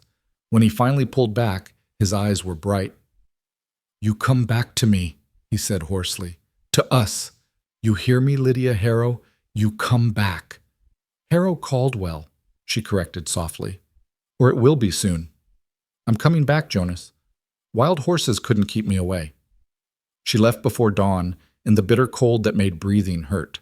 Jonas drove her to town in the wagon, the children bundled in back despite his protest that they should stay warm at home. We have to say goodbye properly, Mira had insisted, and there was no arguing with her. At the stage station, Lydia hugged each child fiercely. Hazel clung and cried. Teddy tried to be brave, but his lip trembled. Mira squeezed tight and whispered, Please don't die like Mama. I won't, Lydia whispered back. I promise. Jonas handed her a small bag of money, everything they could spare. Bribe whoever you need to. Pay whatever it costs. Just get those documents verified and get home safe. I will. Lydia. He stopped, seeming to struggle with words. Then he kissed her, right there in front of God and the children and the stage driver, a kiss that felt like a vow. I love you, he said against her lips. Took me too long to say it, but I love you. Lydia's eyes filled with tears. I love you too. All of you. I'm coming back. The stage pulled away, and through the back window she watched them standing in the snow. Her family, she realized. Not by blood, but by choice. And she would fight heaven and hell to get back to them. The journey to Helena was every bit as miserable as Jonas had warned. The stage was cramped and cold, her fellow passengers suspicious of a woman traveling alone. The mountain passes were treacherous, and twice they had to stop for avalanche danger. At night, in cheap boarding houses, Lydia lay awake wondering if she'd made a terrible mistake. But she thought about Jonas's face when he'd said he loved her, about Mira's slowly softening defenses, about Teddy's courage and Hazel's desperate need for a mother, about Sarah's careful handwriting on that document, keep safe. She was doing this for all of them, for the families she'd found when she'd stopped looking. Helena was overwhelming after weeks on the ranch, crowded streets, noise, the press of humanity after so much isolation.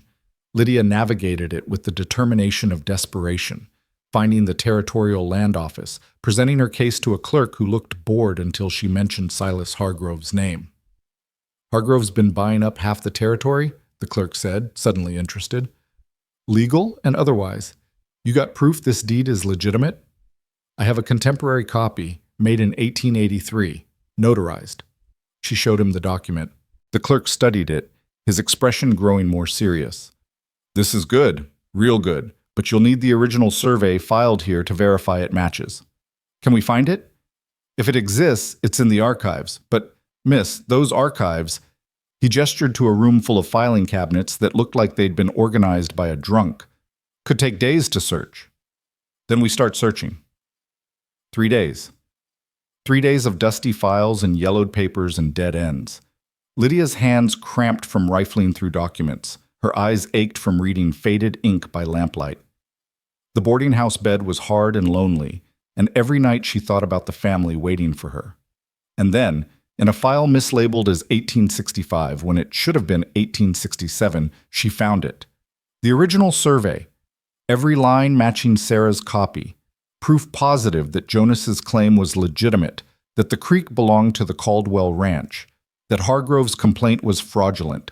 Lydia actually cried in the archives office, clutching the document like it was made of gold. Getting it certified took another 2 days and cost nearly half their money. But when Lydia left Helena, she carried official copies bearing the territorial seal, documents that would stand up in any court. She'd done it. Against all odds, she'd done it. The journey back felt faster, propelled by hope and urgency. But 3 days from home, disaster struck. They were crossing through the mountains when the driver spotted smoke. Indians, he muttered, though everyone knew the local tribes were peaceful, and it was February besides. Or outlaws. Either way, we need to move. He pushed the horses too hard, too fast. The stage hit a rut in the road, lurched sideways, and one wheel splintered with a crack like a gunshot. They tilted, sliding toward the edge of the road, and the 100-foot drop below. Lydia grabbed the documents, clutching them to her chest as the world went sideways. Someone screamed. The stage was falling, and all she could think was, I promised I'd come back. I promised. But they didn't fall. The stage hung half off the road, balanced impossibly on the 3 remaining wheels, everyone frozen in terror. Don't move, the driver hissed. Don't even breathe. They evacuated one by one, crawling out the upward tilting door with agonizing slowness. Lydia was last, the document still clutched in her arms. She was halfway out when the stage groaned, shifted, started sliding. Jump! Someone yelled. Lydia jumped. She hit the road hard, rolling, the document scattering across the snow. Behind her, the stage tipped over the edge and plummeted, crashing into the ravine below with a sound like the end of the world. For a moment, everyone just stood there, breathing hard, alive by pure chance. Then Lydia scrambled to gather the scattered documents, checking frantically to make sure none had blown over the edge. Her hands were shaking so badly she could barely hold them. You all right, miss? the driver asked. I'm fine. The papers, are they all here? They were. Every single one, as if Sarah herself had protected them. The rest of the journey, Lydia walked. They all did, the driver leading the horses, the passengers following in a ragged line. It took 2 more days to reach civilization, 2 days of cold and exhaustion and fear. But Lydia kept moving, kept clutching those documents, kept thinking, I'm coming back. I promised. When she finally stumbled into Willow Ridge, 5 days overdue and looking like something dragged through hell, Jonas was there. He'd been checking the stage station every day, the driver said later, standing there in the cold for hours, waiting, hoping, probably praying. And when Lydia appeared, alive and filthy and limping but alive, he ran to her like a man possessed. You're late, he said, crushing her against his chest. You're 5 days late. I know, I'm sorry. The stage crashed, we had to walk, I came as fast as I could. The words tumbled out in a rush. But Jonas, I got them. The documents, they're verified. We can prove the land is yours. Jonas pulled back just far enough to see her face. To hell with the documents. Are you hurt? Just bruised. Jonas, we can fight Hargrove now. We can win. I don't care. His voice broke. I don't care about the land or Hargrove or any of it. I thought I'd lost you. I thought those children would lose another mother. I thought I'd lose the woman I love before I even got to marry her properly. Lydia started crying then, all the fear and exhaustion and terror of the past week pouring out. Jonas held her through it, right there in the street, not caring who saw. The children, she finally managed. Are they home? Worried sick. Mira hasn't slept more than a few hours since you left. Teddy's been coughing again. Hazel cries every night. He cupped her face in his hands. But they're about to be very, very happy. The ride back to the ranch felt like traveling toward the sun. And when they arrived, 3 small figures exploded from the house, running through the snow, screaming her name. Lydia barely got out of the wagon before they hit her like a wave, Hazel sobbing into her skirts, Teddy clinging to her arm, Mira hugging her so tight it hurt. You came back, Mira kept saying. You came back, you came back. I promised, didn't I? Lydia's voice was thick with tears. I'll always come back to you. That night, after the children were finally settled, all 3 insisting on sleeping in the main room, as close to Lydia as possible, she and Jonas sat by the fire.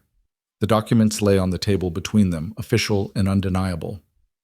Hearings in 3 days, Jonas said. We take these to Judge Morrison, and Hargrove's case falls apart. Good. You could have died, Lydia. That stage going over the edge. Jonas's voice was tight. I keep thinking about you falling, and I can't breathe. But I didn't fall. The stage did, but I didn't. She reached for his hand. I'm here, we're all here, and we're going to win this. Jonas pulled her close, and they sat like that for a long time, the fire burning low, the house quiet around them.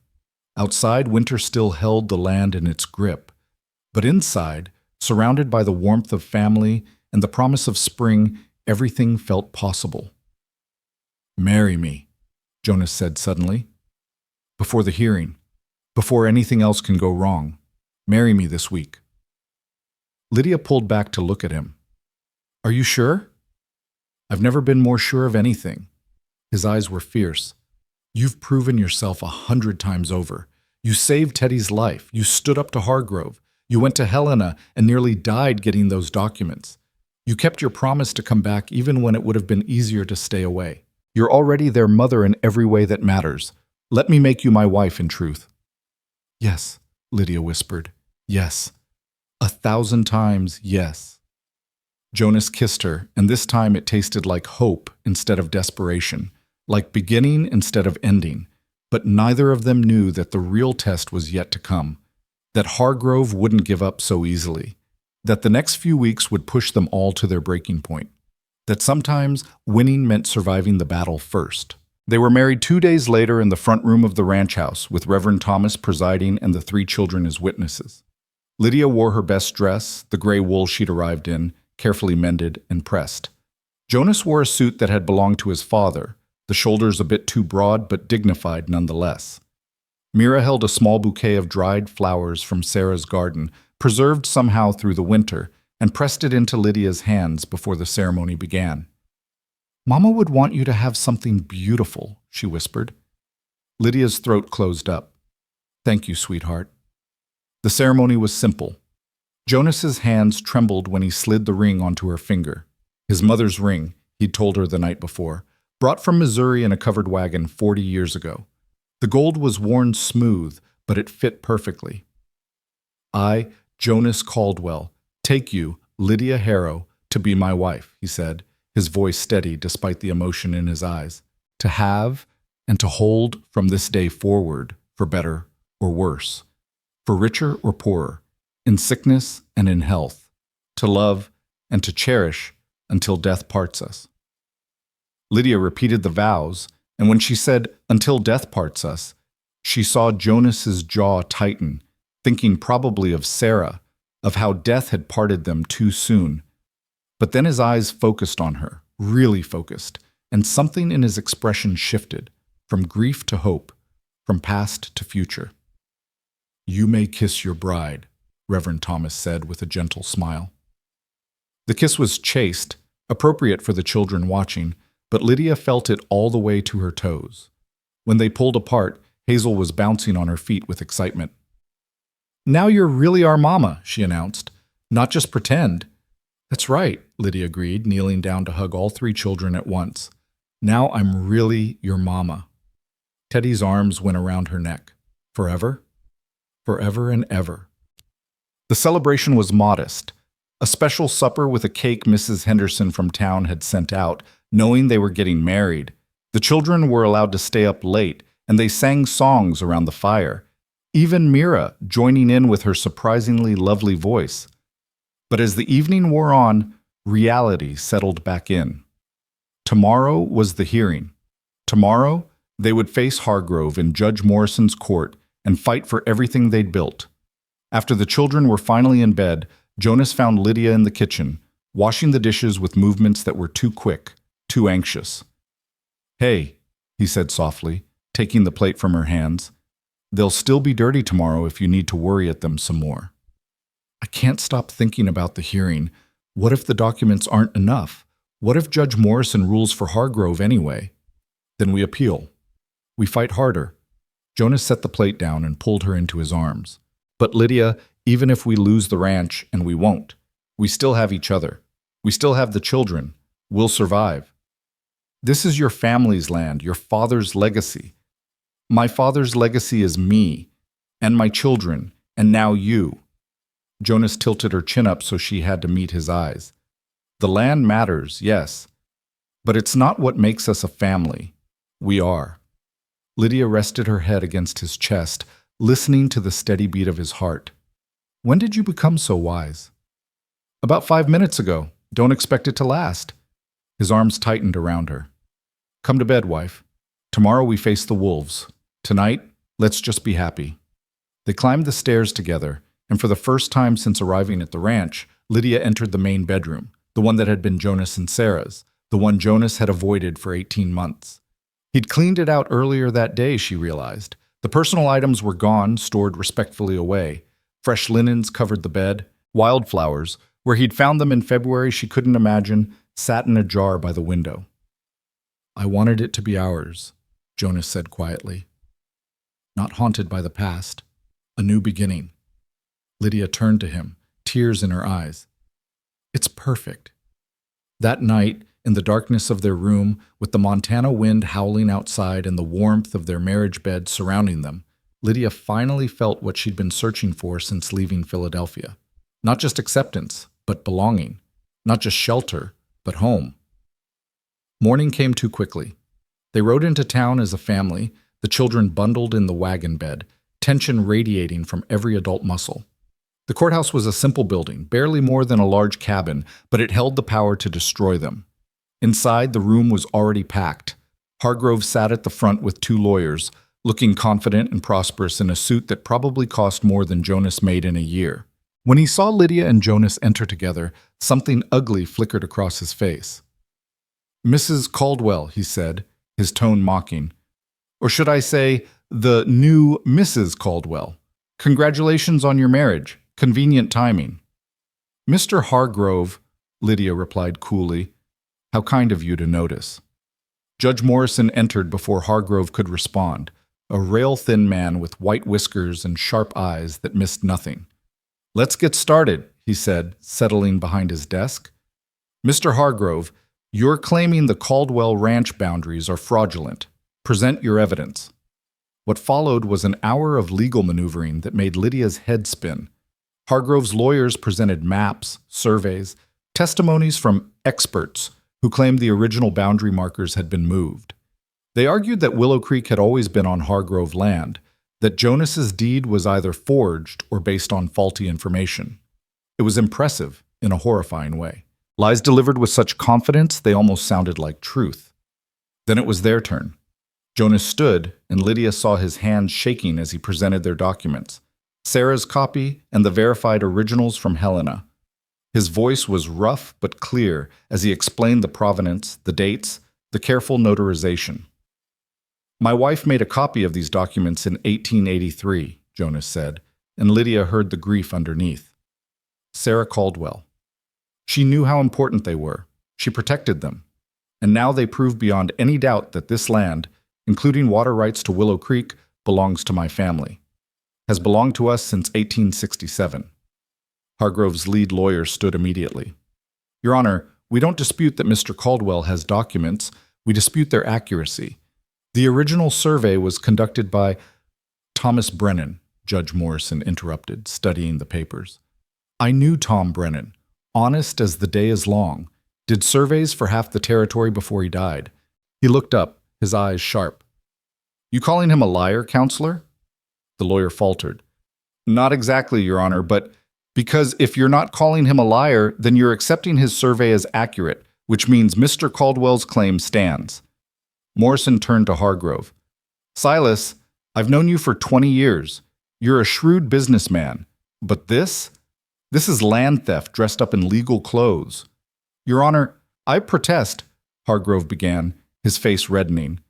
Protest all you want. I'm ruling for the Caldwells. The boundaries stand as originally surveyed. Willow Creek remains on Caldwell land with all associated water rights. Morrison banged his gavel. Case dismissed. The courtroom erupted.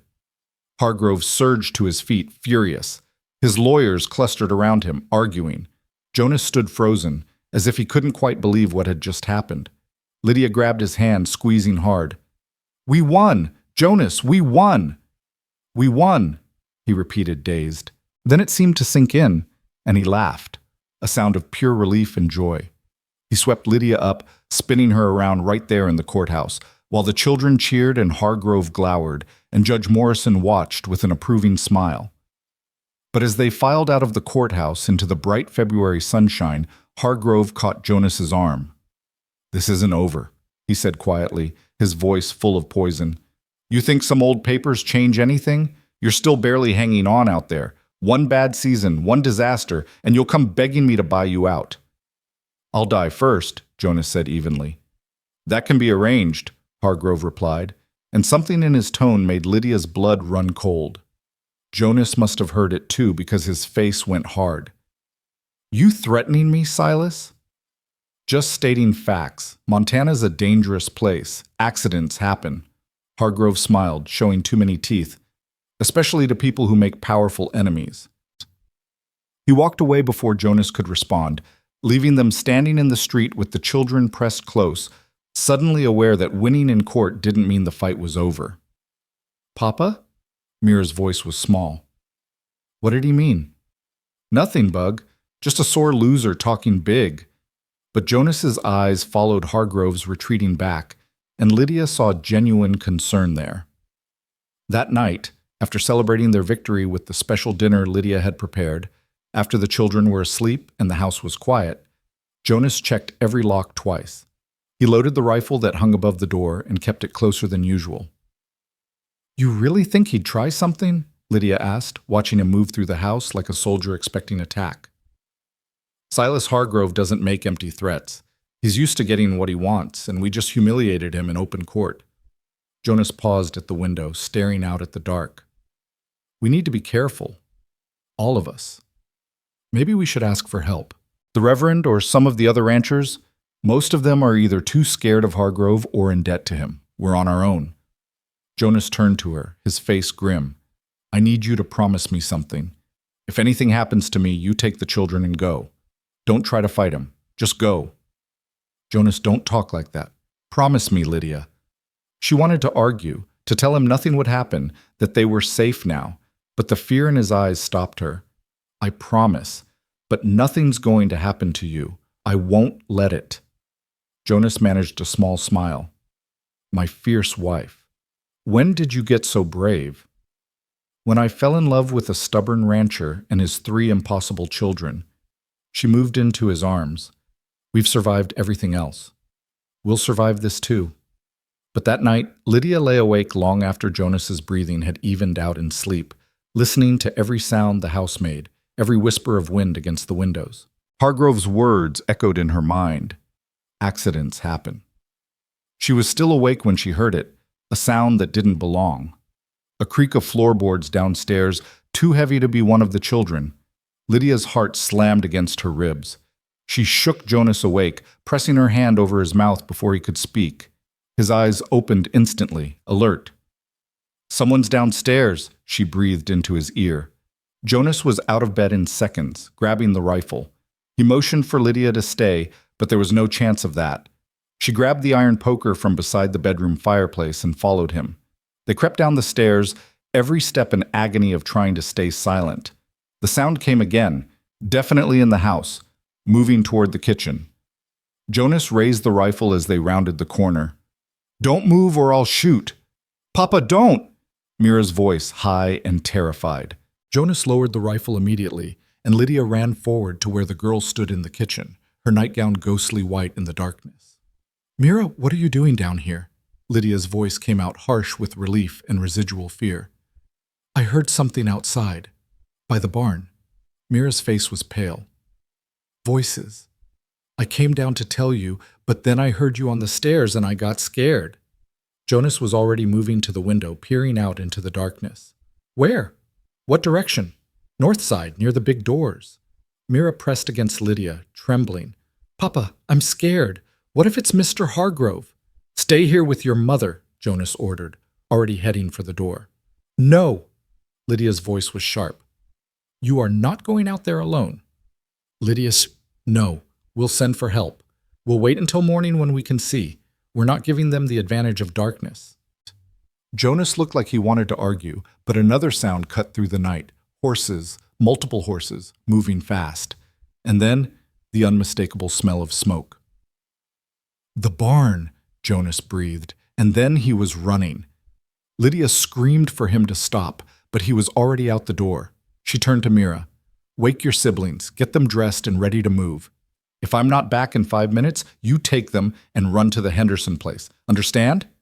But now, Mira! Lydia ran after Jonas, her nightgown catching on bushes, the cold air burning her lungs. The barn was already burning, flames licking up the north wall where the hay was stored. Jonas was trying to get the doors open, to free the horses trapped inside, but the heat was too intense. Jonas, stop! Lydia grabbed his arm. You'll die in there. The horses are not worth your life. She yanked him back as part of the roof collapsed, sending sparks shooting into the night sky. We have to let it burn. The anguish on Jonas's face was devastating. Those horses were expensive, necessary for ranch work. Losing them would be a financial disaster. But going into that inferno was suicide. They stood there helplessly, watching the barn burn, and Lydia knew without doubt that this was Hargrove's doing. This was his response to losing in court. Destroy what he couldn't have. Papa! Mama! Teddy's voice, high and panicked. Lydia turned to see all 3 children running toward them, and her heart nearly stopped. I told you to stay inside.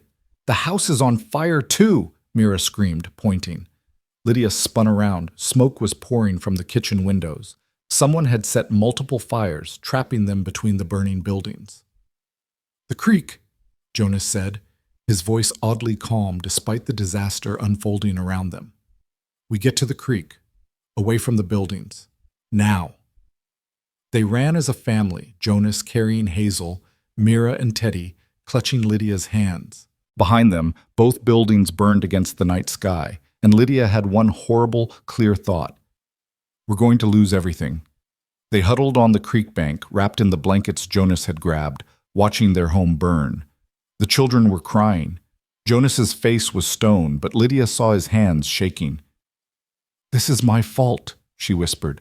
"I pushed to fight him.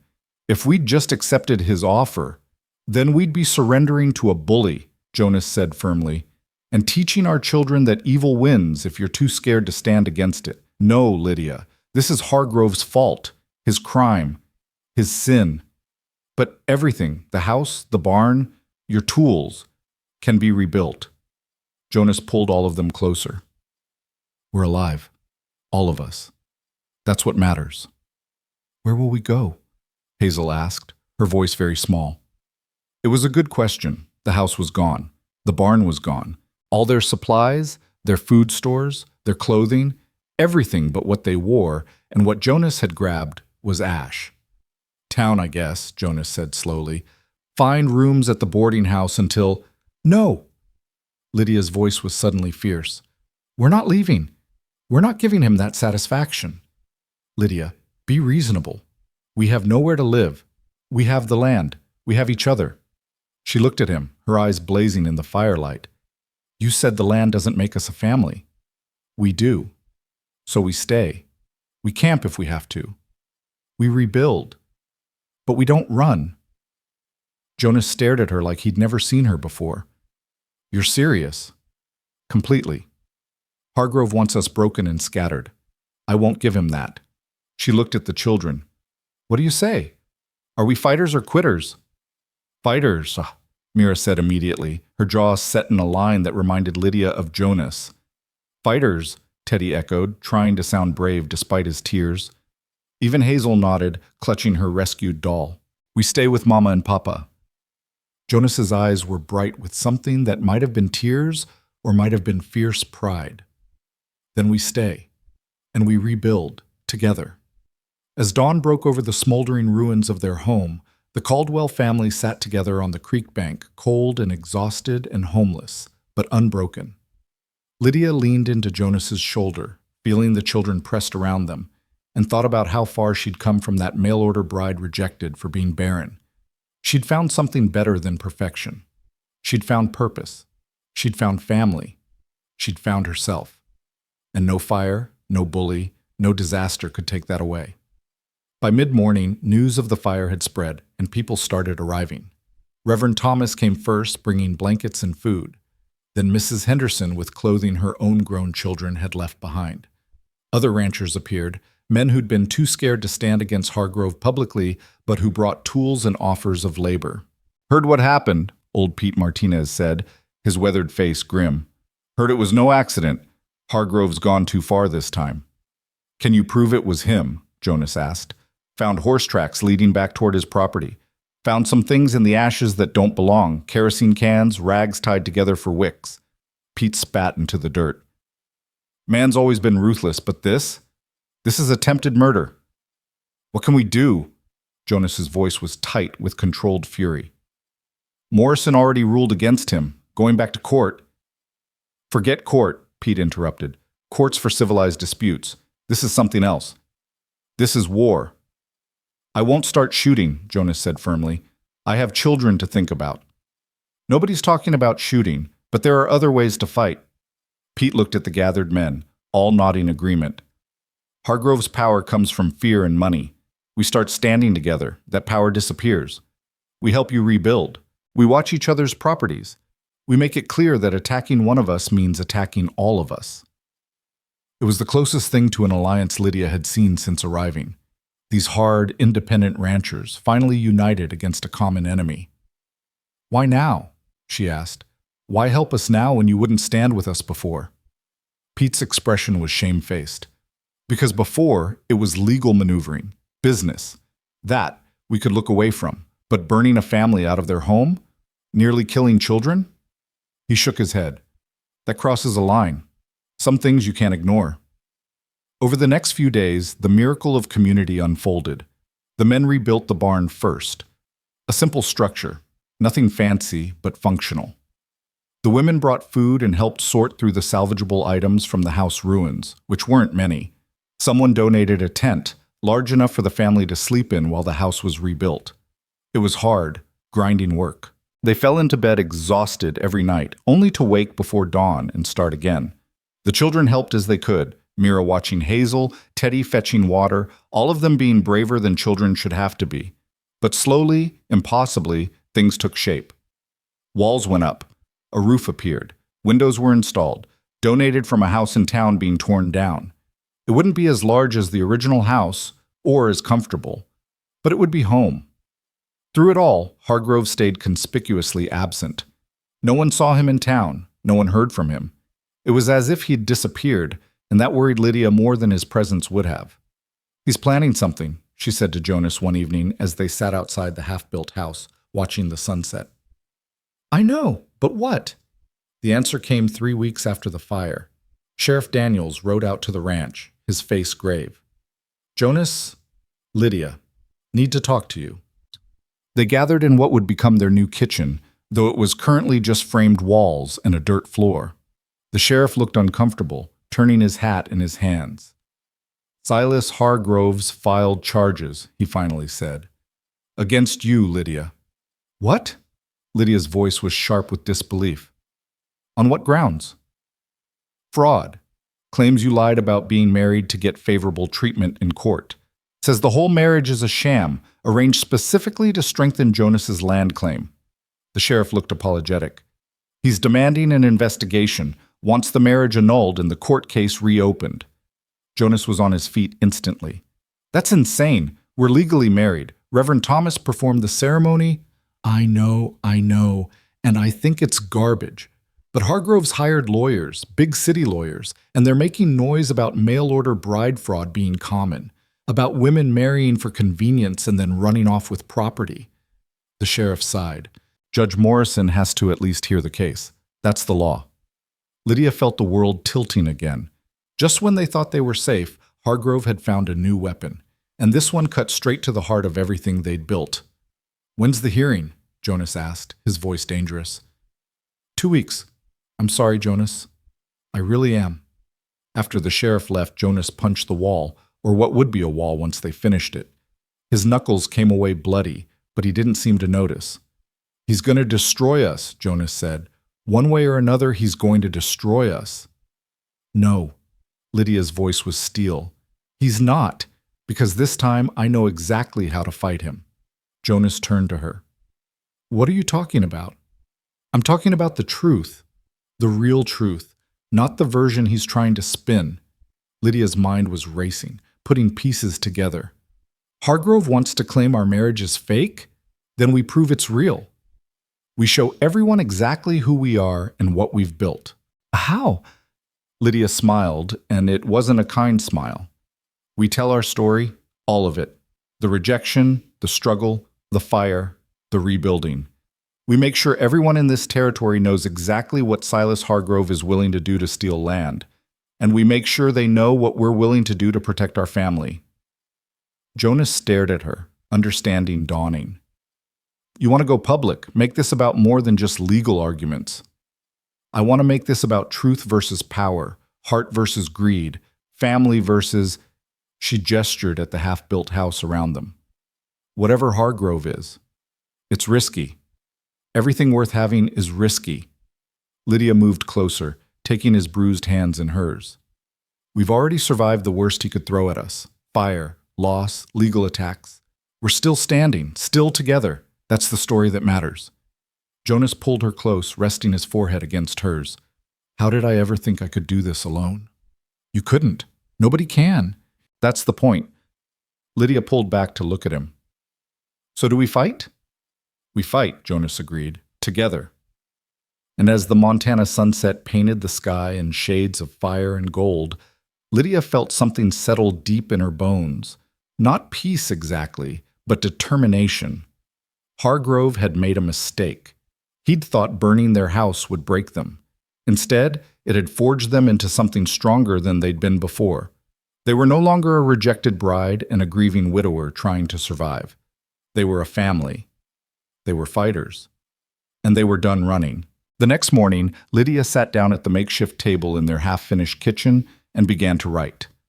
Not a legal document or a formal complaint, but a letter, simple, honest, and devastating in its truth. To the citizens of Willow Ridge and beyond, she wrote, her hand steady despite the enormity of what she was doing. My name is Lydia Harrow Caldwell.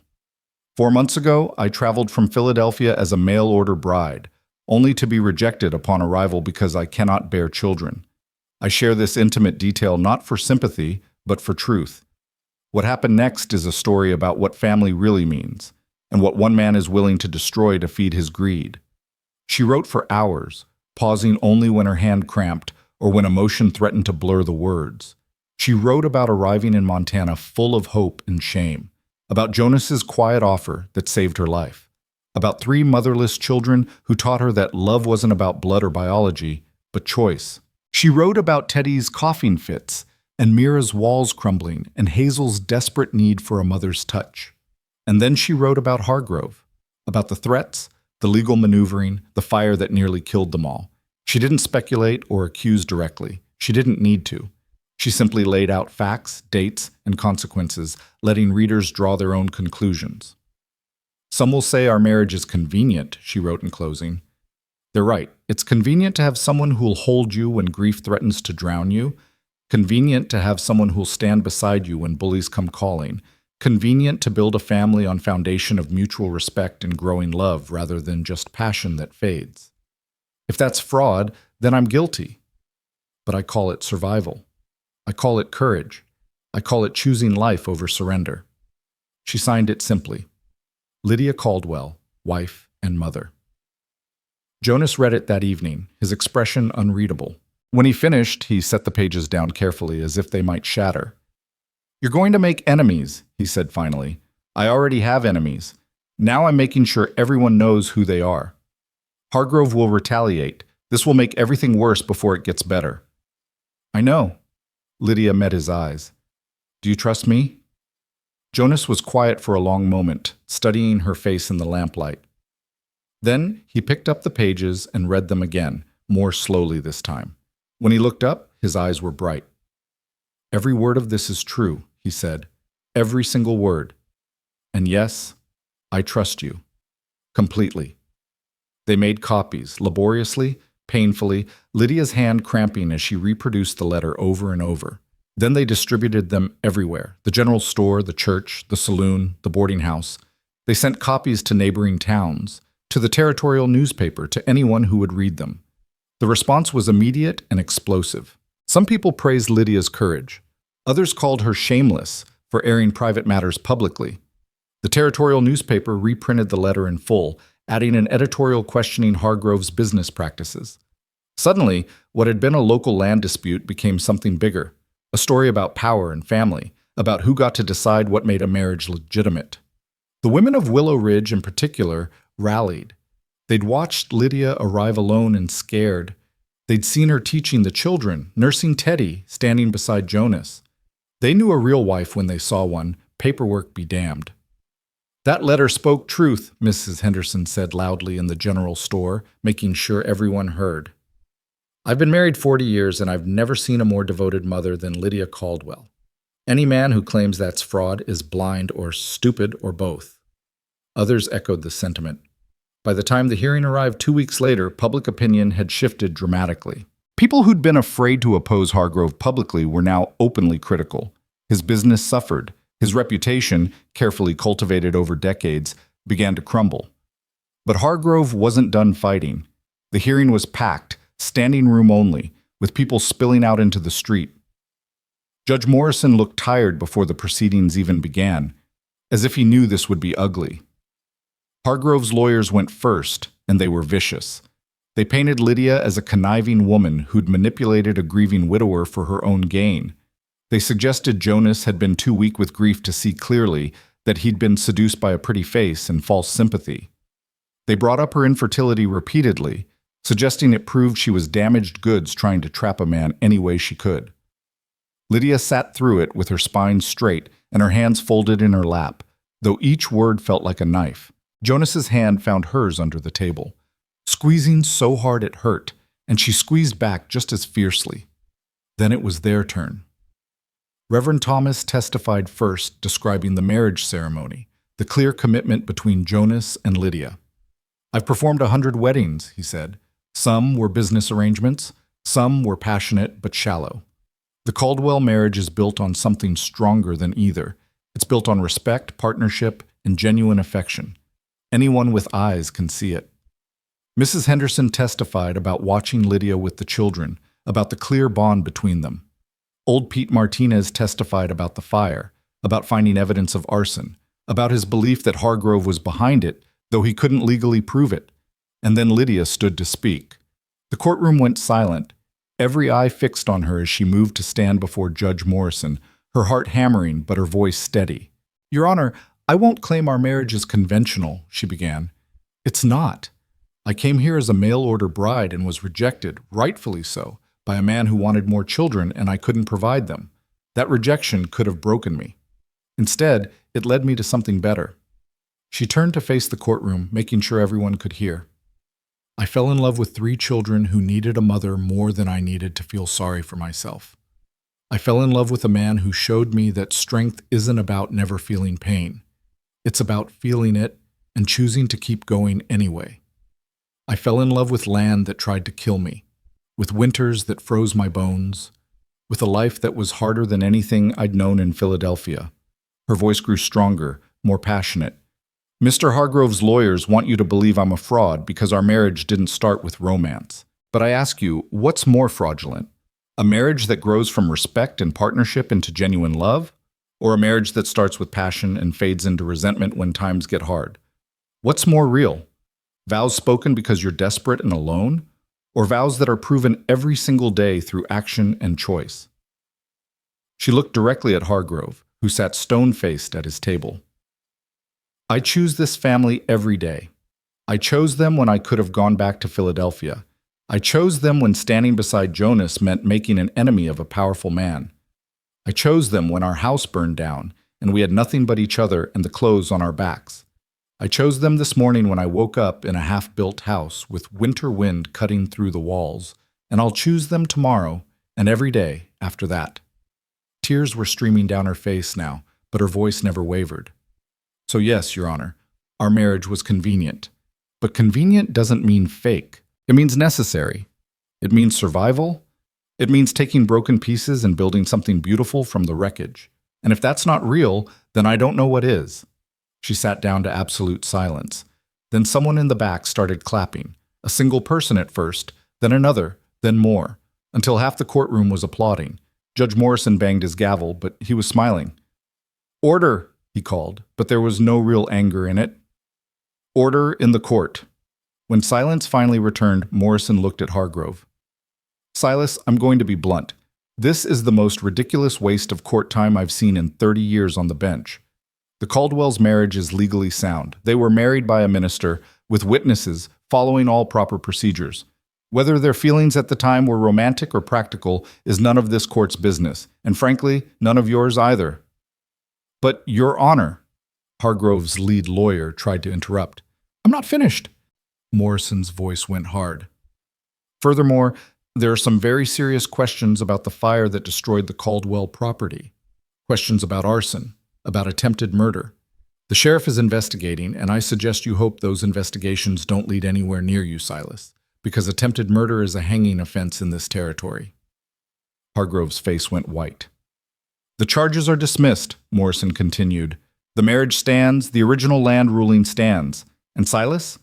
He leaned forward. "I'd suggest you leave the Caldwells alone from now on. You've lost. Accept it with whatever dignity you have left." The gavel came down with finality, and it was over. The courtroom erupted in chaos. Some cheering, some arguing, Hargrove's lawyers clustering around him in furious consultation. Lydia sat frozen, unable to quite believe it was really finished. Then Jonas pulled her into his arms, holding her so tightly she could barely breathe, and she heard him whisper against her hair, "It's over. God, Lydia, it's really over." The children mobbed them both, Hazel crying, Teddy laughing, Mira trying to look dignified, but failing as tears streaked her face. They stood there in the middle of the courthouse, a family bound not by blood, but by choice, by survival, by love that had been tested and proven real. But as they filed out into the spring sunshine, because somehow, impossibly, it was March now, and the worst of winter was behind them, Lydia saw Hargrove standing by his horse. Their eyes met across the crowded street, and what she saw in his expression wasn't defeat. It was cold, calculating hatred. "He's not done," she murmured to Jonas. "I know, but we are." Jonas's arm tightened around her shoulders. "Whatever he tries next, we'll face it, together." They rode home as a family, the children chattering excitedly in the wagon bed, spring mud sucking at the wheels. The half-finished house came into view, looking small and rough compared to what they'd lost, but beautiful in its own way. "It's not much," Jonas said, helping Lydia down from the wagon. "It's everything," she corrected. "It's ours." That night they celebrated with a modest supper and let the children stay up late, too excited to sleep anyway. Hazel insisted on showing Lydia every corner of the new house, even the parts that were still just framed walls. "This will be the kitchen," she announced, standing in what was currently a dirt floor between wooden beams. "And Mama will make gingerbread here, and we'll eat breakfast right there, and—" "How do you know what I'll make?" Lydia teased gently. Hazel looked at her with 5-year-old seriousness. "Because you're Mama. That's what mamas do." Later, after the children were finally asleep in their makeshift bedroom, Jonas found Lydia standing outside, looking up at the stars. The night was cold, but not brutal. Spring cold, the kind that promised warmth was coming. "What are you thinking about?" he asked, wrapping a blanket around her shoulders. "About 4 months ago, when I stepped off that stage, I thought my life was over. I thought being rejected, being barren, meant I was broken. Useless." She leaned into his warmth. "I was so wrong." "You were never broken," Jonas said firmly. "You were just looking in the wrong place for wholeness." "So were you." He smiled against her hair. "Fair point." They stood in comfortable silence, watching the stars wheel overhead, listening to the night sounds of the ranch, cattle lowing in the distance, an owl hunting, the creek running fast with snowmelt. "The house should be finished in another month," Jonas said. "Walls, roof, proper floors, won't be fancy. I don't want fancy. I want home." "You have that." He turned her to face him, his hands gentle on her shoulders. "You've had that since the moment you decided to stay. Since you stood on the porch with Hazel's broken doll and looked at me like I was crazy for trying to push you away. You were crazy. You all were. Taking in a stranger, trusting her with your children, your home." "Our home," Jonas corrected.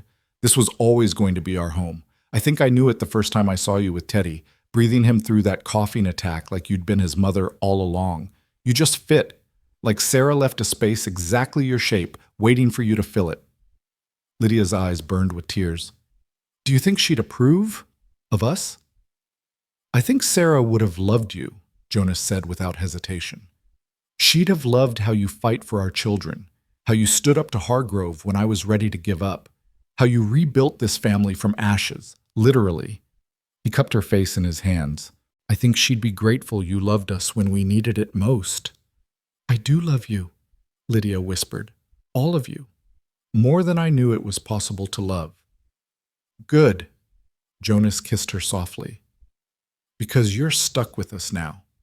For better or worse, remember?" "For better or worse," Lydia agreed, and meant it with every fiber of her being. The next weeks brought spring in earnest, mud and rain and green shoots pushing through the earth. The house took shape around them, and Lydia threw herself into making it a home. She sewed curtains from donated fabric. She planted a garden where Sarah's had been, using seeds saved from before the fire. She taught the children their lessons in the morning and worked alongside Jonas in the afternoon, learning the rhythm of ranch life. And slowly, quietly, something else began to happen. The other ranchers, emboldened by Hargrove's defeat, started standing up to him in small ways, refused his lowball offers for their land, challenged his claims to water rights, banded together to share resources and labor, making each other stronger. Hargrove's empire, built on fear and isolation, began to crumble. He still had money and influence, but people weren't afraid anymore. The Caldwells had proven that standing up to him was possible, that survival was possible, that family and determination could outlast greed and power. One morning in late April, Sheriff Daniels rode out to the ranch with news that made Jonas's face go hard with satisfaction. "We got him," the sheriff said. "Hargrove. Found a hired hand willing to testify that Silas paid him to set the fire. Kid's conscience got to him, I guess. He's willing to testify in exchange for a reduced sentence." "Will it stick?" Lydia asked, her heart racing. "Should. We've got testimony, we've got evidence from the fire site, we've got motive. Hargrove's lawyers will fight it, but—" The sheriff smiled grimly. "He's going to prison, Jonas. 5 years minimum for arson and attempted murder." Jonas sat down heavily, as if his legs had given out. "It's really over." "It's really over," the sheriff confirmed. "Thought you'd want to know." After he left, Jonas and Lydia stood in their nearly completed kitchen. Proper walls now, proper floors, proper windows that let in the spring sunshine, and held each other. "We did it," Lydia whispered. "We actually did it." "You did it," Jonas corrected. "That letter you wrote, the way you fought in court. That's what turned everything around." "We did it together," Lydia insisted. "That's the whole point. Together." The trial happened in early May, and it was swift. The hired hand's testimony was damning, and physical evidence corroborated every detail. Hargrove's lawyers tried everything, but the judge, a territorial judge brought in specifically because Morrison was too close to the case, was unmoved. 5 years hard labor, he pronounced, and forfeiture of all property acquired through intimidation or fraud, to be determined by separate investigation. Hargrove's face was murderous as they led him away, but Lydia felt no satisfaction in his defeat. Just relief. Just the bone-deep knowledge that her family was finally, truly safe. That night, the whole community gathered at the ranch for a celebration, part housewarming for the finished house, part victory party, part acknowledgement of everything they'd survived. Someone brought a fiddle. Someone else brought whiskey. The children ran wild in the spring evening, their laughter echoing across the valley. Lydia stood on the porch of her new home, their home, watching Jonas dance with Hazel, the little girl's feet on top of his boots. Mira and Teddy were attempting to teach old Pete's grandson how to skip stones in the creek. Around them, neighbors and friends ate and laughed and celebrated. "You look happy," Reverend Thomas said, coming to stand beside her. "I am happy," Lydia replied, and realized it was completely true. For the first time in years, maybe ever, I'm exactly where I'm supposed to be. "That's grace," the Reverend said, "finding home in the last place you expected to look." "Or finding out that home isn't a place at all," Lydia added. "It's the people who choose to love you." "Especially that," the Reverend smiled. "You've built something beautiful here, Lydia. Not just the house, the family, the life. Sarah would be proud." "I hope so," Lydia said quietly. "I hope she knows her children are loved, that Jonas is happy again, that her legacy isn't just grief and loss. How could she not know? You honor her memory every day by loving the family she left behind." He patted her shoulder. "That's the best gift you could give her." As the evening wore on and the stars came out, Jonas found Lydia again, pulling her into a dance even though the fiddle had taken a break. "What are you doing?" she laughed. "Dancing with my wife," he said, spinning her around. "Celebrating our life, thanking God and fate and whatever brought you to that stage station 4 months ago." 5 months, Lydia corrected. "It's been 5 months." "Has it?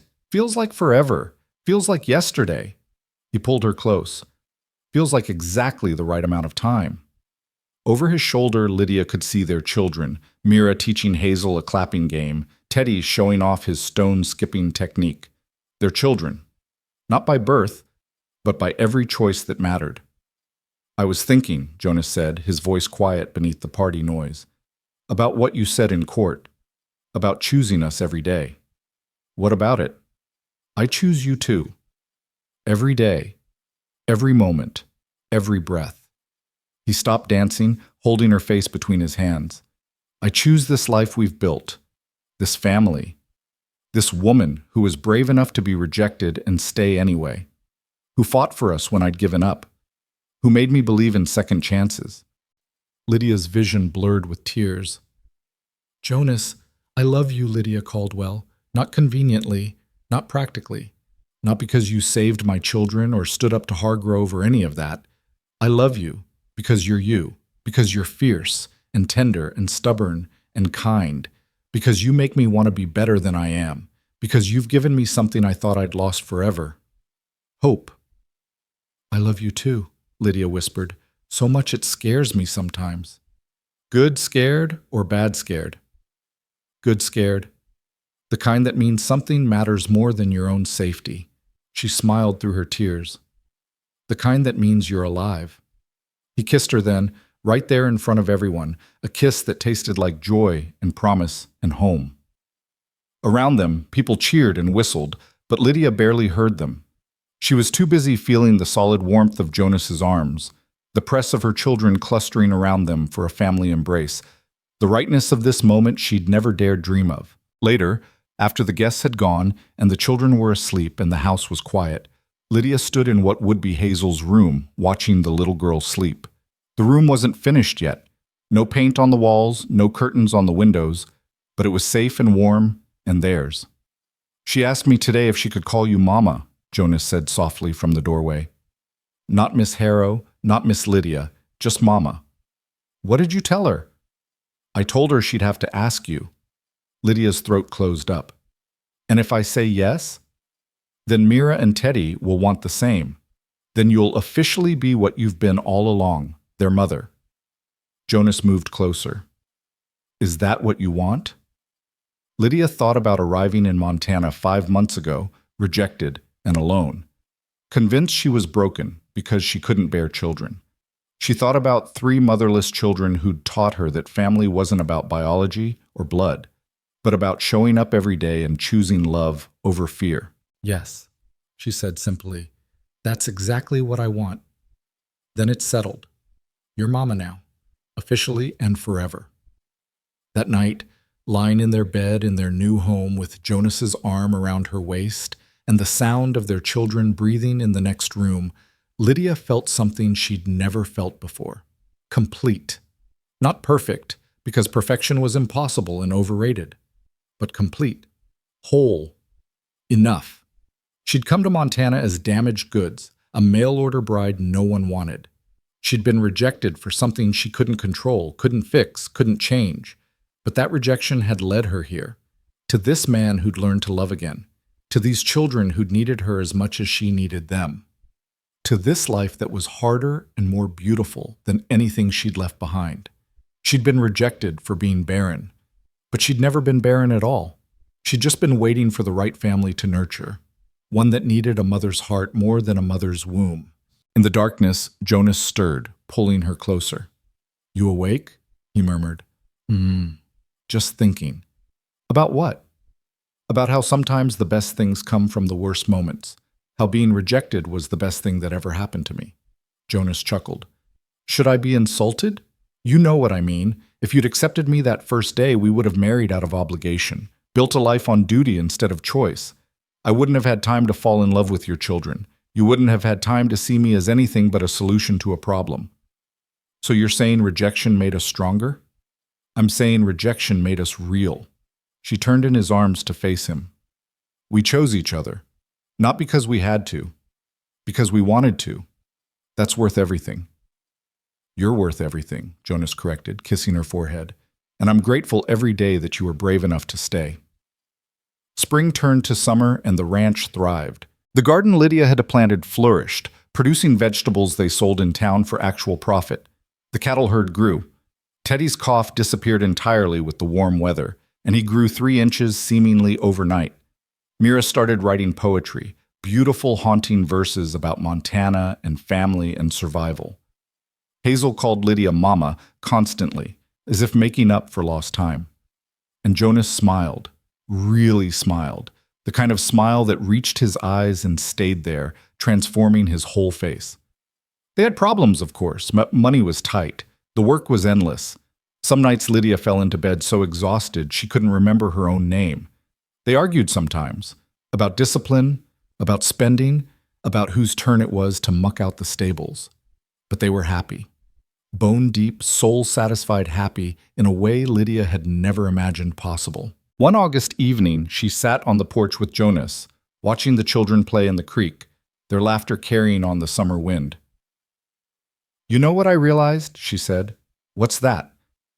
"I spent 27 years thinking I was incomplete, thinking something was wrong with me because I couldn't have children. But I wasn't incomplete. I was just waiting." "Waiting for what?" "For this, for them." She gestured at Mira, showing Teddy how to catch minnows, at Hazel splashing in the shallows. "For a family that needed me exactly as I am, not who I thought I should be. Just me." Jonas took her hand, lacing their fingers together. "You saved us, you know. All of us. We were drowning in grief, going through motions, barely surviving. You gave us a reason to live again." "You saved me too," Lydia said. "You just don't realize it." "How?" "By seeing me. Not as damaged or broken or second best, just as Lydia, as someone worth choosing, worth fighting for, worth loving." She leaned her head on his shoulder. "That's the greatest gift anyone's ever given me." They sat in comfortable silence, watching their children play, watching the sun paint the Montana sky in shades of gold and purple and pink. And Lydia thought about that terrified woman who'd stepped off the stage 5 months ago, certain her life was over. That woman had been so wrong. Her life hadn't ended that day. It had begun. She'd come to Montana searching for acceptance, for a place to belong, for someone to want her despite her flaws. Instead, she'd found something infinitely better. She'd found family, she'd found purpose. She'd found herself. And she'd learned that sometimes the best answer to your prayers is the one you never expected. That sometimes what looks like rejection is really redirection. That sometimes the family you build is stronger than the one you're born into. "Mama, Papa," Hazel's voice rang out across the valley. "Come play with us." "Should we?" Jonas asked, already standing. "Absolutely," Lydia said, taking his hand. They ran down to the creek together, and their children's joy surrounded them like sunshine. Mira splashed water at Jonas. Teddy tried to dump a bucket over Lydia's head. Hazel shrieked with laughter as Jonas lifted her onto his shoulders. And Lydia laughed, really laughed. The kind of laugh that came from deep in her belly, that made her ribs hurt, that felt like pure happiness made audible. She was home. Finally, completely, irrevocably home. Not in a place, though the Montana ranch had become dear to her. Not in a role, though being wife and mother filled her with purpose. Home in herself. Home in the knowledge that she was exactly where she belonged, with exactly the people who needed her, living exactly the life she was meant to live. The mail-order bride who'd been rejected for being barren had found her family at last. And that family, built on choice and courage and stubborn, determined love, was the greatest gift she'd ever received. As twilight settled over the valley and they walked back to the house together, children chattering and Jonas's hand warm in hers, Lydia sent up a silent prayer of gratitude. "Thank you for the rejection that led me here. Thank you for the courage to stay when leaving would have been easier. Thank you for this man who learned to love again. Thank you for these children who taught me that family isn't about blood or biology, but about showing up every day and choosing love. Thank you for second chances, for new beginnings, for the beautiful, impossible miracle of finding home in the last place you expected to look." And as the stars began to appear overhead, one by one, lighting up the vast Montana sky, Lydia Caldwell walked into her house with her family, closed the door on the past, and stepped fully into the future she'd built with her own 2 hands and a heart that refused to give up. She'd been rejected for being incomplete. But she'd never been incomplete at all. She'd simply been waiting for the family who would choose her to complete their home. And now, at last, she was exactly where she belonged. Home.